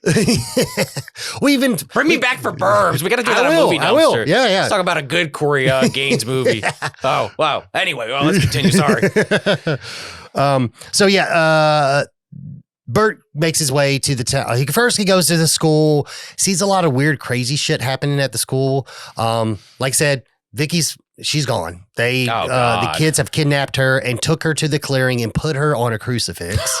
Right next to the blue man. Yeah, the blue man. Not the priest, the cop. The cop, yeah. Which was he was the last human. I guess that was their last time. Because at one point we kind of find out like his backstory was he was trying to save everybody, and he tried to talk to Isaac. Because they said he tried to talk to the preacher, talk to Isaac, and just like explain to him like what is going on, and like trying to reason with him, and then they end up like sacrificing him, killing him. And the minister, I mean, they kind of mention it here, but it's more of a throwaway line. Yeah. And the story, it's like he's the other person, or I guess we don't know if it's a he or she, but the minister is the other character that tried to go against him, and it's implied, or they don't even say that, well, the he who walks behind the rose just fucking killed them. Like, they were the only opposition ever. Yeah. And so after that, we see after he leaves the school, which is, like I said, we were talking about the weird artwork. That's where the weird fucking artwork shows up. With the Jesus. The Jesus and the teeth. Well, this is when he finds, and this is always, I always forget this, because in my head, I'm always like, there's a dragon at the end. Yeah. But it's actually just the picture of a dragon, like shooting flames, I guess, at Vicky. But it doesn't really make any sense, because it's like, did Sarah draw that and just leave it in the town hall? Like, what? Well, I don't understand that. But also, that's like way much better artwork than Sarah has been drawing. Right. Yeah. And there's blood on it. I don't understand that at all. That's because is that how Isaac explains to them what it looks like? Even though you kind of have like this Galactus from the second Fantastic Four. Where they had Galactus, but he was like a cloud. That's kind of what the monster is in this, which, I mean, to be fair, is kind of how it's explained in the story too. Yeah. But yeah, maybe they were like, we're going to do it as a dragon. How cool would that be? And the budget fucking fell out. Well, because that was the big thing with the book is all you know is it has red eyes the size of footballs. Yeah. That's a good point, right? Not even that, it's a fog cloud. But it's still that's menacing and terrifying too. Just thinking about seeing that at night in the cornfields, these big giant ass red eyes. Well, speaking of things you can't see and using your imagination. Exactly, yeah. The director should have used his own fucking advice. But yeah, you're right. Now we're kind of at the point where things start to really come together now that Vicky's being strung up, and this is where Malachi kind of actually, before she gets strung, she has that fucking the halo, the Jesus thing on her head. Like a crown of thorns or whatever. Yes. And that's where Malachi and Isaac are really arguing, because he's like, you let the man get away. And he's like, well, we'll take the woman out. We'll have her, use her as bait. He's like, she's already on the holy ground. If you take her out of here, it's going to fuck everything up. And exactly. This is where Malachi finally puts his foot down. Like, nah, I've been paying attention more than you, Isaac. They trust me more. And that's when Isaac's like, but he doesn't talk to you. He talks to me. I'm the scripture reader here. You know what I mean? And Malachi's like, are you really though? Well, spoilers. Yeah, he actually is, but I guess no one believes him. Well, that's another thing is, mind you, they've lost faith. Exactly. And mind you, also, they roughed Vicky up. She's got black eyes and shit. I mean, they fucked her up before they put her on that damn cross. But yeah, you're right. Yeah, they end up getting into a fight, and basically he's like, you know what? Listen here, shorty. Fuck you. I'm gonna do what I want to do. And then he pushes him down, and he's like, seize him, everybody. Do my will. You know, whatever. Isaac, he thinks everyone's gonna stand up for him. Exactly. And no, everyone fears Malachi, not Isaac. Well, because Isaac, I mean, again, I said it before, he is all talk. I mean, it makes sense for the character, but because Malachi's been known to literally kill people, they're afraid of him. Exactly. So they end up taking Vicky down and putting Isaac in her place. And Malachi's idea was like, we're already sacrificing Amos tonight.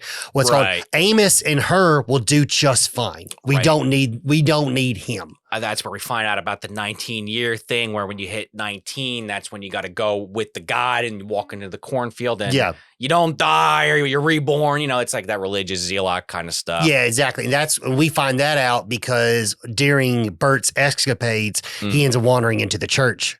And then we see as the preparation of Amos, where they spill his blood and all the children have to drink it. This corn cup, yeah. Yeah, it's like a corn. It's like, in my head, I'm like, is that a coconut with corn?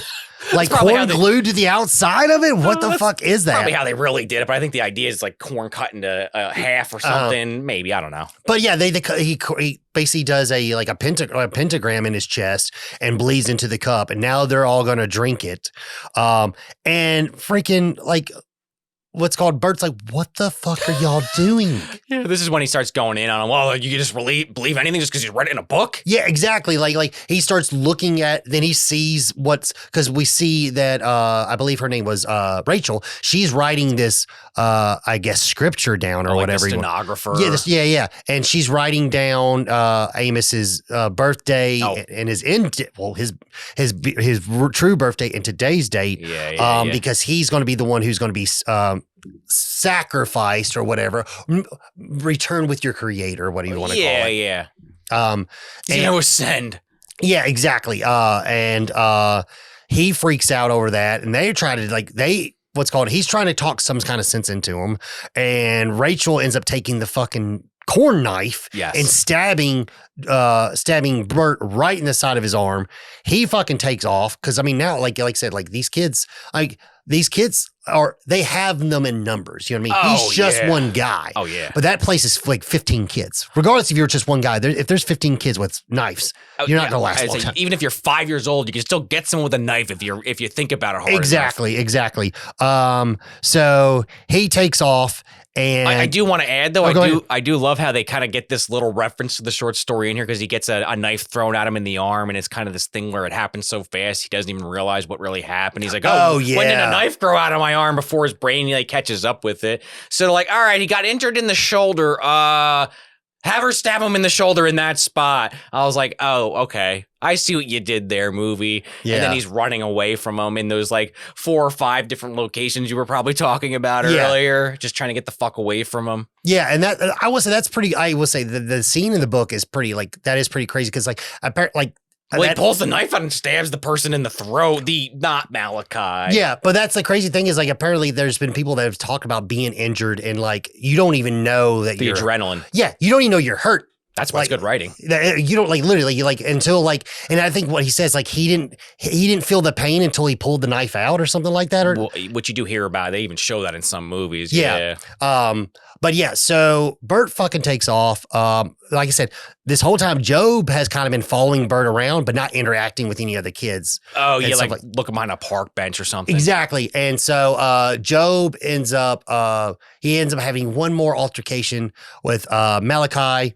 And fighting Malachi in like a garage or whatever, he ends up knocking him against a wall and hits his head or something like that. Oh yeah, as he's trying to run away, I was like, okay, was that did they fuck up and just left that in because that was the only good take? All right. But Job ends up finding Bert and getting him to Sarah and Job's safe place or whatever you want to call it. It's like a basement or whatever. Bunker his dad built in case the commies ever attacked. And Bert's like, I don't think that's a problem now. Yeah, his dad was like a doomsday prepper or whatever. And again, another scene of someone trying to be quiet and fucking. It wasn't Sarah this time, but it was her brother Job. Come on, you idiot! Come on, hurry up! 50 kids chasing him. Only be as loud as possible. No one knows about this. So this is funny and it's relevant because I was watching this on Zemo Play, the app I was telling you about. It's free app or whatever.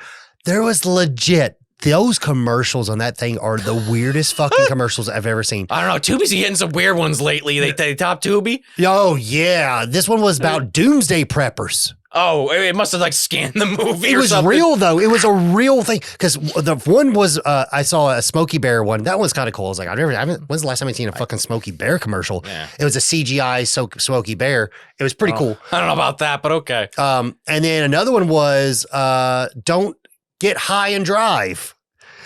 And it was. It's legal so many places. Okay, sure. But it was funny because it like literally just shows everyone breathing out smoke, but you never see them take a hit, and they're all like going camping or whatever. God. I wonder if they can't show that because it's like I'm guessing, skirting some kind of FCC rule. Just you get the point.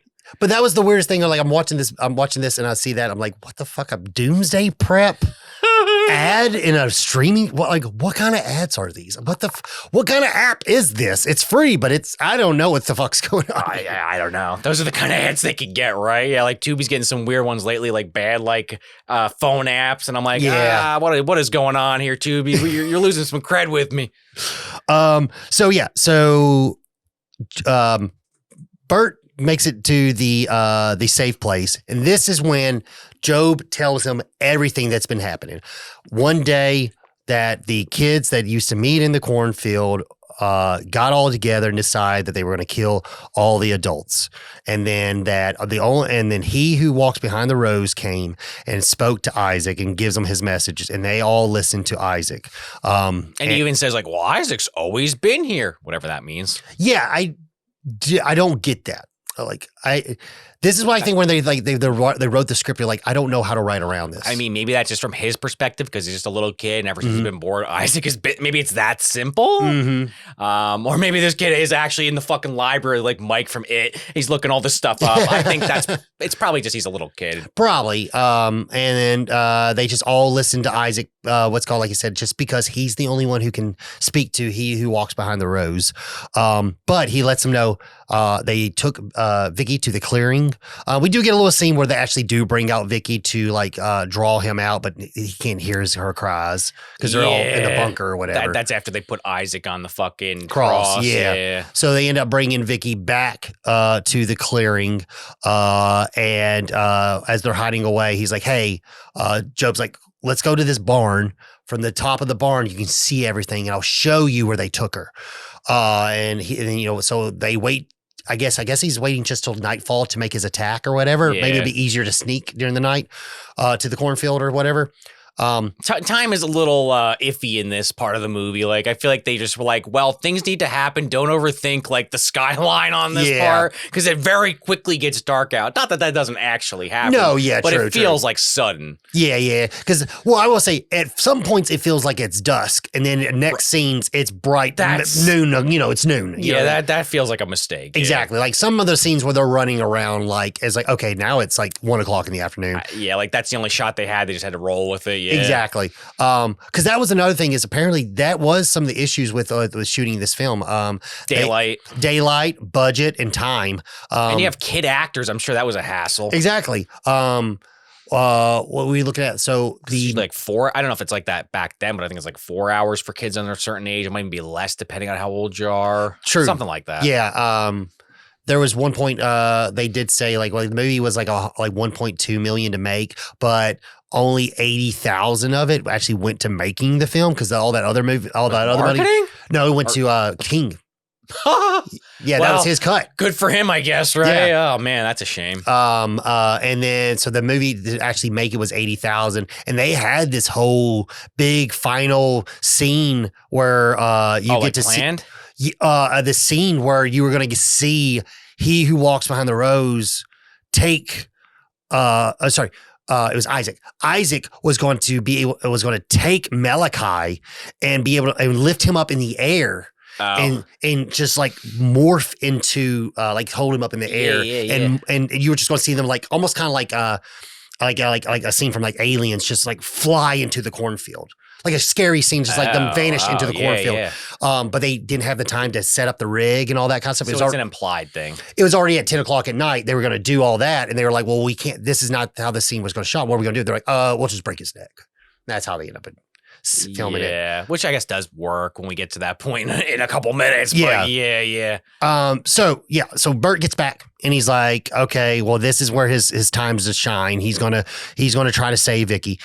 In the middle of the sacrifice, as they start. Oh God, yeah. When the wind really starts going, now you really can hear the corn rows speak. Yeah. The wind on the top. And that's that like you said earlier, that music, like all that choir and stuff like that is like, it's like the music raises the rating a little bit, honestly. And that's the funny thing is I looked up the composer and he hasn't really done anything more noticeable. Like there's no other movies that he's done. I'd be like, you've seen this one. I know you've seen this one. You know what I mean? Well, Children of the Corn is definitely one of those ones when you hear it, you're like, what it is almost instantly, right? Yeah, exactly. So he comes in, and at this point, I believe, right before he bursts in, Amos ends up walking into the corn, and He Who Walks Behind the Rose, you hear him screaming, being taken. Yes, because it's even that thing when he walks in, he doesn't realize that Isaac's up on the fucking cross already, and he's kind of like taken aback by that. He's like, Malachi goes, "Oh, Isaac's going to be joining you out there," and he's kind of like, "Oh." Yeah. Okay. And then he's smiling when he walks out, but you're right. The thing that I think is weird, maybe we'll probably talk about this in some length, but they actually do show the He Who Walks Behind the Rose, but it's He Who Digs Behind the Rose, I guess. This like tremor shit. And that's another thing is they didn't know how they were going to film it. This part.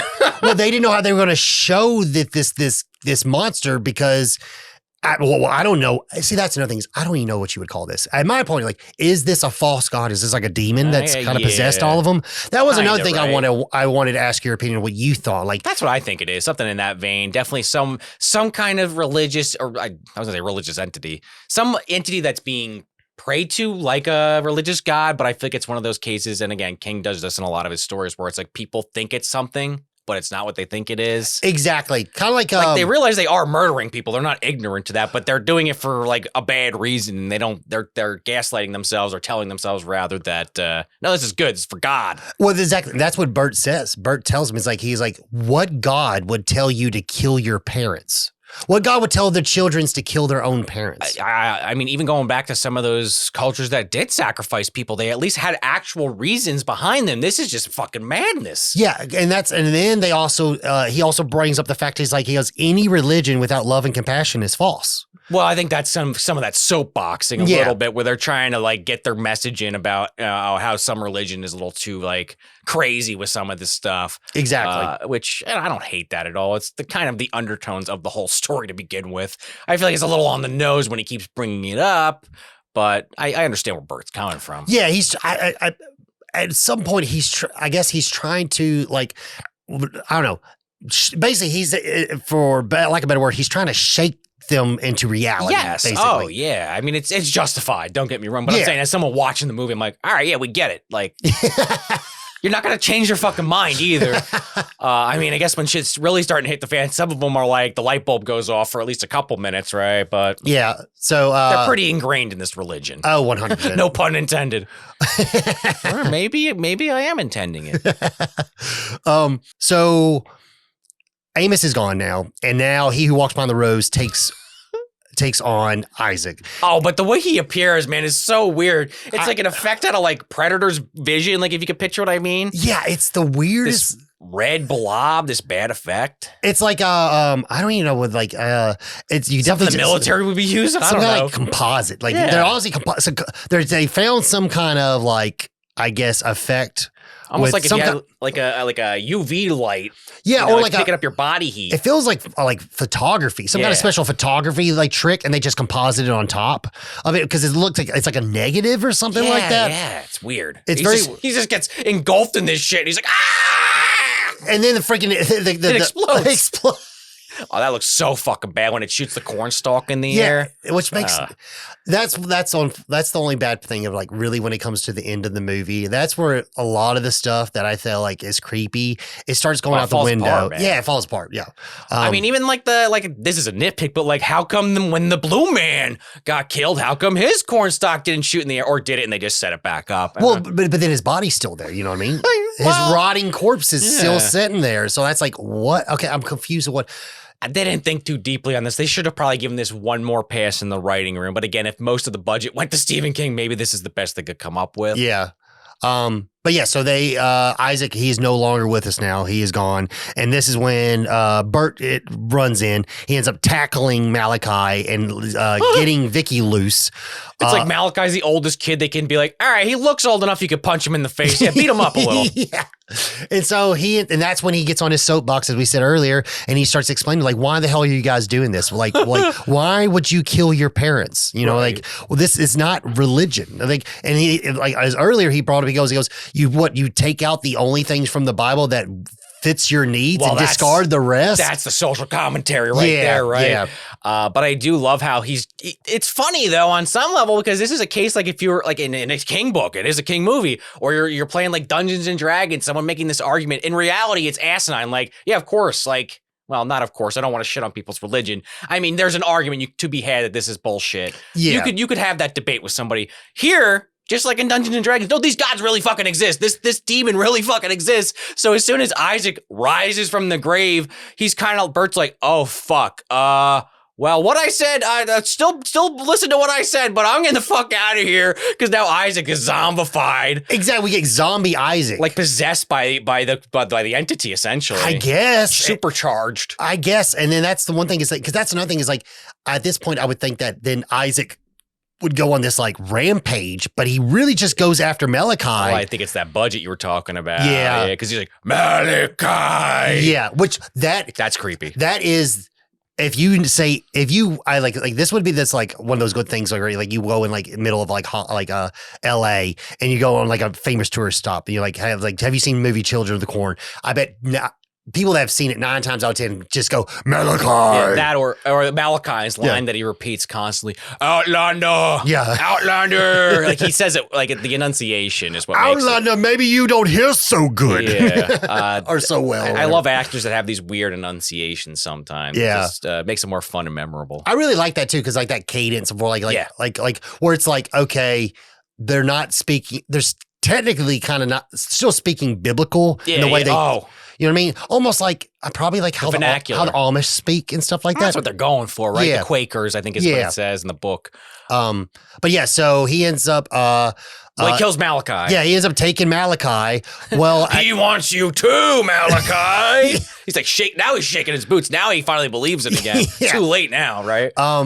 But so after that, they end up like, I guess at some point, they agree with Bert, and now everyone's fucking scared of he who walks behind the rose, and they're trying to escape. 3 years of this shit happening. Now Bert, he showed them the light, figuratively and literally speaking. Because they go back to the barn, like Vicky and them, and Sarah and Job, and like now the wind's really fucking howling. It's like a tornado's about to drop. Oh yeah, and then the clouds start to change colors and shit like that. Yeah, they're like red and yellow. Yeah. And then there's the eyes, I guess. Is that what they're trying to go for? The red eyes, but it's like the whole cloud is red. Because at the end, when he dies, when they set the fire, did you see the face in the cloud? In the cloud, yeah. I didn't I saw that on my second run through. The first run through, just to refresh myself, and my second run through, I'm like, oh shit, there's a face in the clouds. I didn't see it the first time. Yeah, I actually kind of forgot about that. Yeah. Again, I thought it was the dragon. I didn't even know I've seen this fucking movie 10 times. Yeah. But yeah, I love how they're starting to try to formulate some kind of plan, but he has no fucking clue what to do. He's like basically thinking he's gonna die here. Yeah. And he's like, well, what the hell was that cop doing out there? What the hell was he doing? And Job's like, well, actually, now that you mention it, I've had this in my pocket the whole time. He's reading this Bible passage. Here you go. With the highlight around the one line. And this is when Linda Hamilton saves everything. Right. She's the one who comes up with it. Like, so if it wasn't for her. Well, she does have that rapport with the daughter. We didn't really talk about, or I guess not the daughter, Sarah, I should say. When she kind of stays behind, she kind of gets to know her a little better. She gets her to do that drawing. Yeah. Which is another premonition of her getting kidnapped. But yeah, it makes sense for her to be the one to kick the idea into his head. Yeah. Yeah. And also, like, in the book, if it was like in the book, like, well, she's dead in the book. Yeah. Oh yeah. She gets her fucking eyes ripped out. But if she was still alive, she would understand what the verse meant, because she was the religious one. Oh, you know what I mean? Yeah. That's a good point. Yeah. So she finds out it's a lake of fire, and so they end up finding a way to set up the fuel to the irrigation system for all of the corn stalks, and they use that through a way to set the cornfield on fire, because that's the way you gotta kill the beast. And I guess that I think they even say here there was either the cop or the minister were talking about doing that, but they never were able to pull the plan off. Yeah. It was that exactly. That was I think Job might even say it. Actually, when you say that now, I think you were. I think it was the cop was meeting with the preacher to work on everything, and then Isaac killed the preacher, and then they captured the cop. Yeah. There is also, again, like maybe this happens to you sometimes when you do your show, but it's like because I did read it and watch it, which I did on purpose. Yeah, I get it a little conflated, so I could have some of that wrong. But yeah, I think that's right. No, yeah, I think you're right. Yeah. And then they set up the irrigation system, and they make a malta cocktail, and they end up throwing it in there GTA style. Two throws are the first one he misses. You're like, oh, we got to have a few more minutes of runtime. Fuck it up once first. Make it a little bit more intense, because then the thing underground's coming at him. Even the corn starts grabbing at him. The corn starts pulling boards off the fucking barn. Oh yeah, and also the what's called that corn actually starts to attack Bert. Yeah, that's right. The husks. I should say. And Job saves him, but he starts attacking him Evil Dead style. Right. Starts wrapping around his legs and shit. Yeah, he's ripping at him. Yeah, and then Job ends up coming up and saving him, and then that's when they work together to actually set the fields on fire. I love how he's like, I need a rag, and he rips off part of Job's fucking vest. He's like, that wasn't a rag. But then when he hands him the cocktail the second time, he's like, make it hit this time, make it work this time. I'm like, yeah, how'd you fuck that up? It's like a dry cornfield covered in gasoline. Whatever. Yeah, he throws it like you said. He throws it. The fields catch on fire. They end up making their way out of the barn, and this is where we see the face, the mushroom cloud like face thingy. Lets out a scream like Jaws. Yeah, exactly. What was that, 2 or 3? It did that. Oh my god, one of them, one of the sequels. Well, that was like on our Twilight Zone episode when Dan Aykroyd attacks the other actor. Oh, that scream he does. Yeah, it's a freaking panther. Oh yeah, you did mention that. Yeah.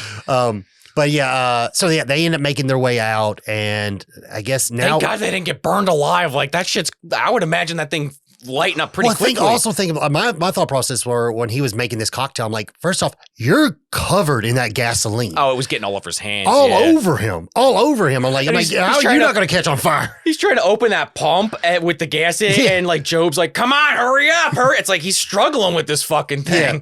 And then he literally gets gas all over him, and then he's the one who lights the match. I'm like, first off, you have gas all over your hands, right? With his graduation gift. Yep, his lighter from the beginning of the movie. Yeah. But yeah, why not?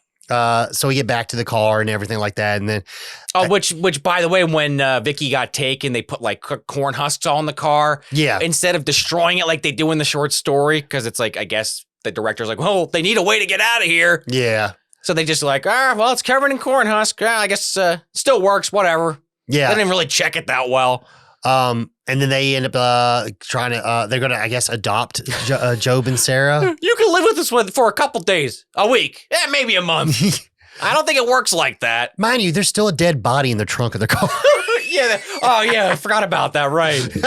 I think they forgot about that. They got to the next town over a couple months later. The smell finally got to them. What the fuck is that? They get pulled over. Try explaining that one. They're wanted for murder. Yeah, oh God, a lot of King stories you could say this. A lot of horror stories you could say this about it. But it's like, what happened? Like the aftermath. What the fuck happened? Did anyone actually show up eventually? Yeah, you got to read Dark Tower to find out, right? That's the one thing is usually when I talk to people about Stephen King books, I always say like, well, you know those demented thoughts you think, he puts them on paper. That's how he comes up with his stories. And he might even to my own point, he might return to it many decades later with the answer, right? Yeah, exactly. Well, I mean, Danny and what's called Dr. Sleep. Dr. Sleep. Yeah. Oh my God. But yeah, so we get a little jazz jump scare because Rachel from earlier is in the back seat of the car, tries to kill Bert, but not really. No, not really. And barely then tries. Linda Hamilton beats her head in with the door. It's pretty great. I feel like they wanted to give Linda something. She kind of was the victim for most of this movie. Yeah. She's like, hey, my last movie I did this year, I fought a Terminator, which is a robot.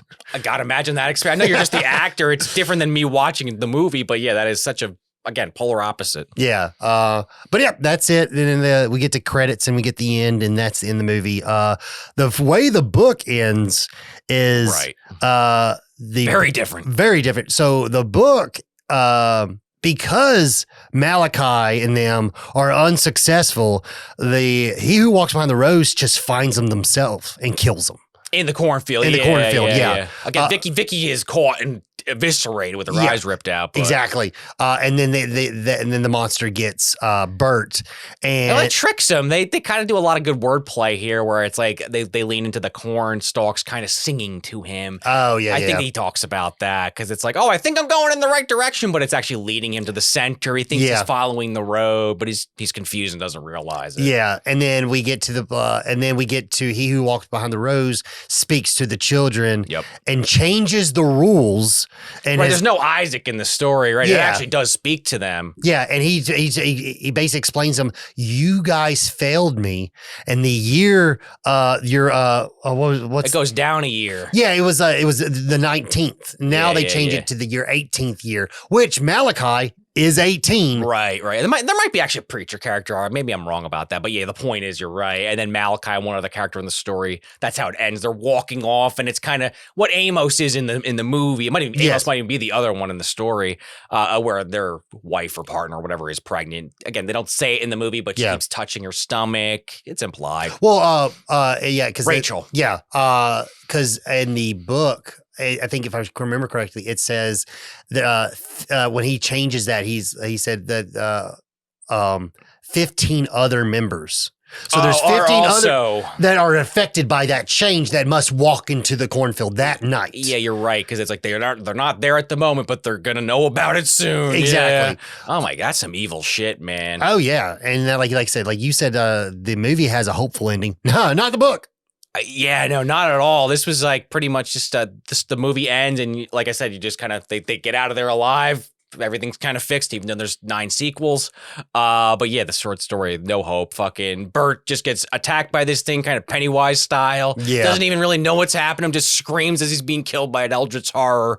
And then, yeah, the story kind of ends, like you said, where it's like, it's pissed because of the way things, because Joseph was killed the way he was, not the proper way. The fact that it had to come out, and I think it actually says in the story that the H might have been older previously, but it had to also kill the cop and the minister, and that was the other times when it had to work for its own fucking meal, basically. It's like, you know what, my listeners, my followers, you kind of fucked up. Now you're getting penalized. It's kind of implied like that, like there is a term, a vengeful god kind of thing. Yeah. Which is, I think, the overarching thing in the short story. It is in the movie too, but I feel like it's more in the background, in my opinion, at least. Yeah, no, I agree. Yeah, that like because you don't have that ending. Yeah, exactly, and that's what I say. It's like the book. When we go back to the folk horror stuff, the book is full. I mean, I would definitely say straight folk horror. Well, I was gonna say it's also straight horror. Yeah, There's no bones about it. Yeah.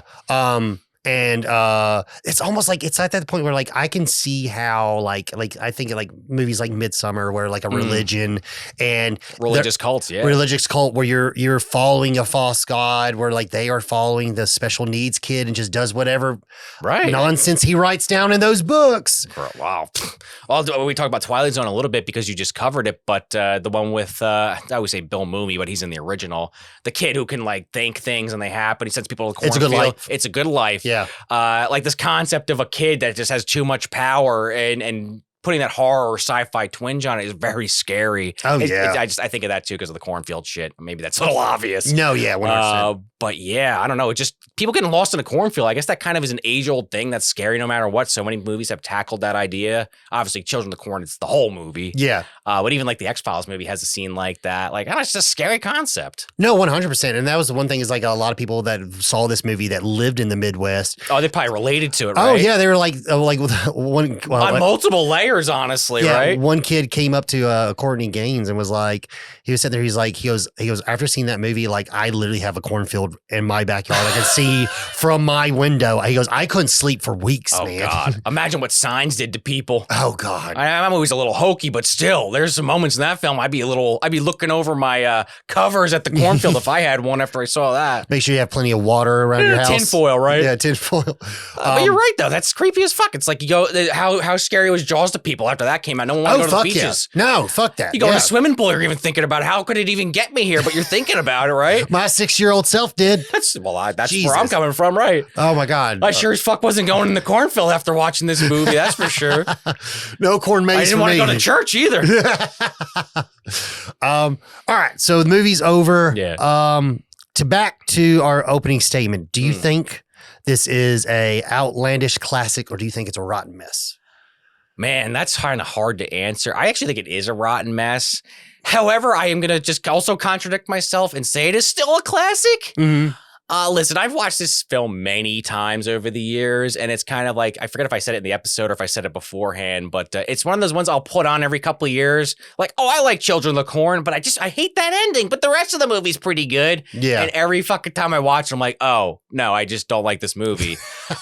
Just because, and then when you read the short story, I mean, some people are better about separating those from each other than I am. But once I read the short story and then watched, I'm like, man, now I realize all the things I didn't like about this are because it just wasn't translated well. Again, in my opinion. Yeah. But with that said, like, I'll probably watch it again at some point, even though I don't even really like it that much because it has Isaac, which again, very iconic. The cornfield, incredibly creepy. And just that haunting soundtrack. I mean, I could just throw the fucking soundtrack on all day. I just wish that they leaned a little bit more into it. Not that I necessarily need to see Linda Hamilton get slapped in the fucking face, but the intensity of Bert in the story and him just kind of disregarding his wife's opinion and just doing what he wants to do because he knows better, which ends up actually causing all the bad shit to happen. If they just left, they would have been fine. There's no teleportation in the story, but the supernatural element to the movie actually is also another draw for me. But then as you start to like really think about it, it just also causes it to fall apart. Yeah. It's just it's a movie I wish that was better. I understand why people like it a lot. Again, what did I just say? I don't like it. I watched it like 10 or 15 times in my life. It's one of those for sure. It was always on TV when we were younger, and it just kind of sticks in the back of your mind. I don't know why I've never watched the sequels. Probably should, just to know, right? Yeah. Kind of like all those other horror franchises that went on for too long. It's like, why not? Maybe one day we'll get a good adaptation.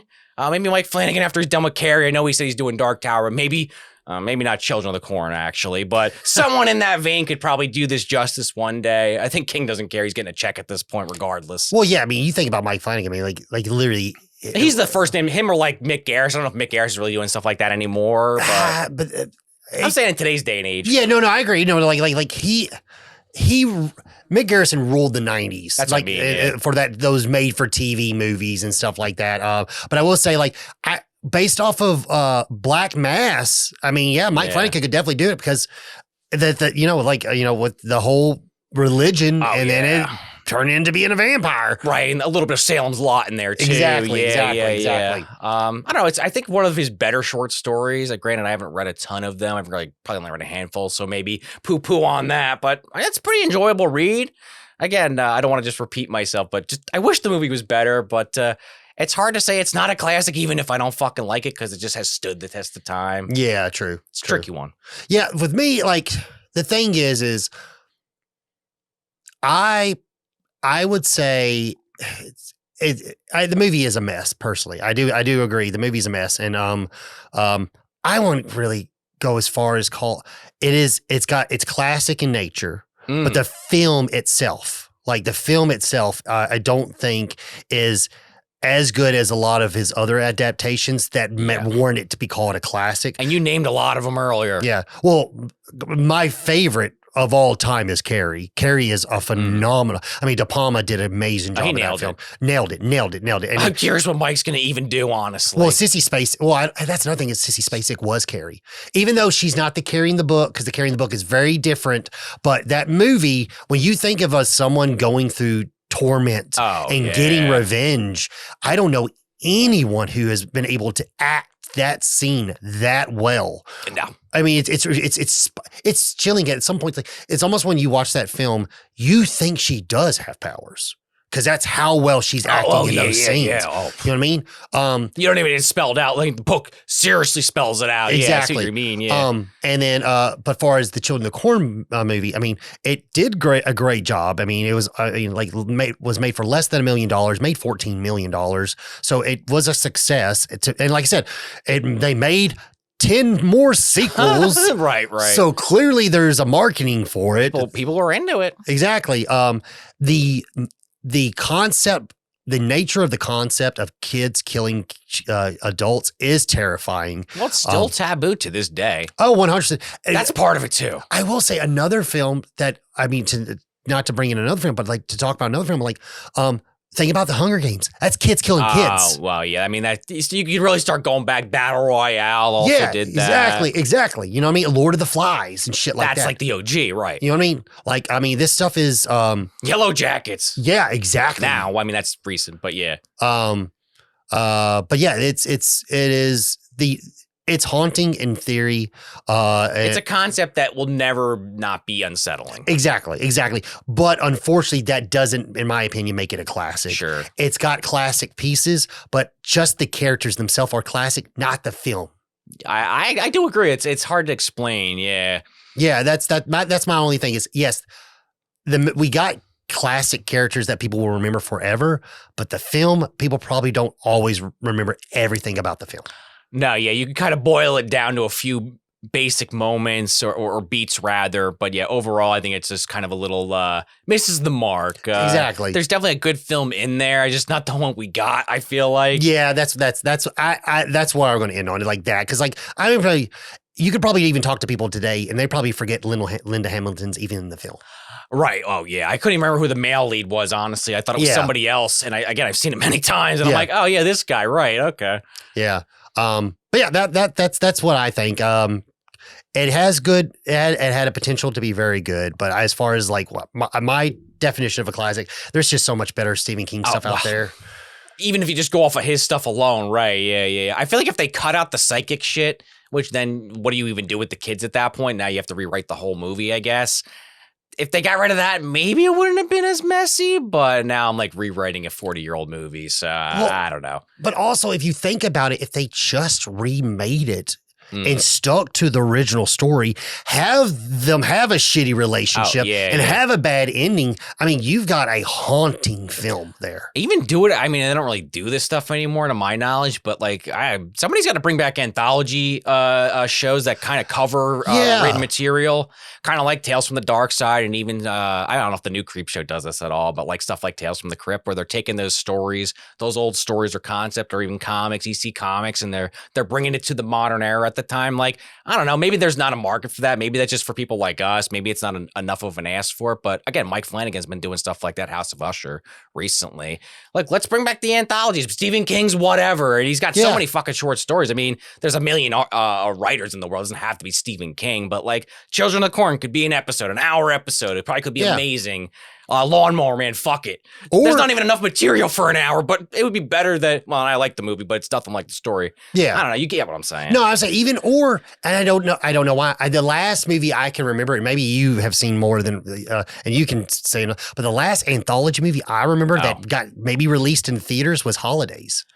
Well, that's a good point. The only, I mean, like, anthologies aren't as common, that's for sure. That would be nice to see that again, because that was one thing we brought up during the Twilight Zone, is like, think about this. That was an experience to go to the theater and to see the Twilight Zone movie with 3 new stories. Like, that's Grindhouse did it 15, 20 years ago. Yeah. There's 2 movies, but you're seeing it back to back. Exactly. And so, like, I mean, like, that was just like, think about being that, think about being my mom, being a little girl watching the Twilight Zone on TV for the first time. Oh, the show and then seeing in the movie. Like that would be such a cool experience. And now, like, I know King's name doesn't have nearly as much draw as it did back then. Sure. Because now you got a point where people are just taking his name off of things.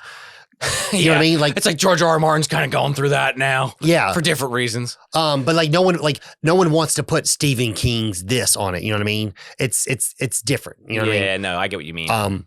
But yeah, I mean, that would be something nice to see. I know we're probably never going to see that again. Or at least not Children of the Corn. It'd be nice. Yeah. I'd like to see somebody else take a stab at it. No pun. There you go. There's no puns again. Didn't even really make sense that time, but I said it. No candy corn intended. There you go. I don't know. I was just thinking about candy corn because I love it. We both tried to save that one. Try is the key word there. All right. So, Sean, tell us where we can find you guys and what you got coming up. I don't think we have anything coming out this week. We're actually going to be at the Crypt Video Wrestling event. If you catch this live at the Chamonix Brewing here in PA. Actually, we're not in PA. Spoilers. In Pennsylvania. I'm not going to reveal your location, Logan. We're in the Video Villa, of course. But yeah, if you're out in Pennsylvania, come out to the Chamonix 4th and 5th. We're going to be doing, there's going to be wrestling. Al Snow's going to be there. Lard Humongous is going to be there. Me and Joe are going to be there in costume. There's going to be wrestling. They're going to be showing movies. But as far as Movie Dumpster proper goes, we got a couple episodes coming a little bit later in the month. I don't know if we've officially announced this yet, but I'll give you and the viewers a little taste. We filmed an episode with Wyatt from Cinema Trip Reviews. Nice. We're doing a 420 special, going a little deep into Cheech and Chong. We're talking Nice Dreams with him.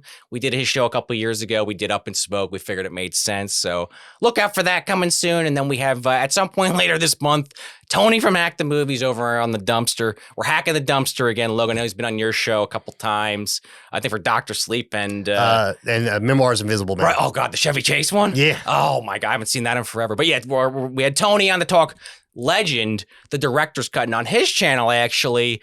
Whenever that drops, you'll see it over on the Hack the Movies YouTube. But he did the theatrical cut. Oh, cool. So we kind of did one of each. So kind of a 2-part review. But that's basically coming in April. If there's more, check us out on Movie Dumpster Podcast, or YouTube, or wherever you get your podcast.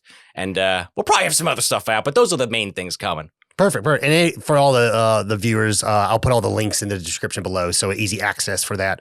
And if you want to see an episode of Movie Dumpster with Logan, We did The Hand with them earlier this year. Michael Caine's The Hand, directed by Oliver Stone, came out and joined us for that one. So there's a little extra incentive for you. Oh, yeah, that was a great episode. I enjoyed it. It was a good movie, And that's it for today's episode, Children of the Corn.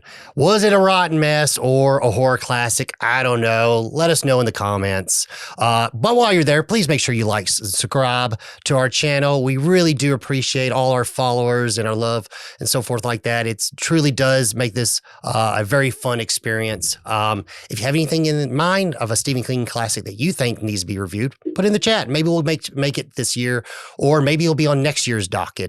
Thinner. Have you done Thinner yet? That's actually on the book. All right. It's well, on the books. That's my suggestion. Yeah. The viewers can pick something else. I want to see Thinner. Oh, yeah. That's actually, I think, come this summer. It is coming in this summer, I believe. But yeah, that is it for today's episode. Thanks for stopping by. I'm Logan. And I'm Sean O'Rourke from Movie Dumpster. And thanks for renting from the Villa.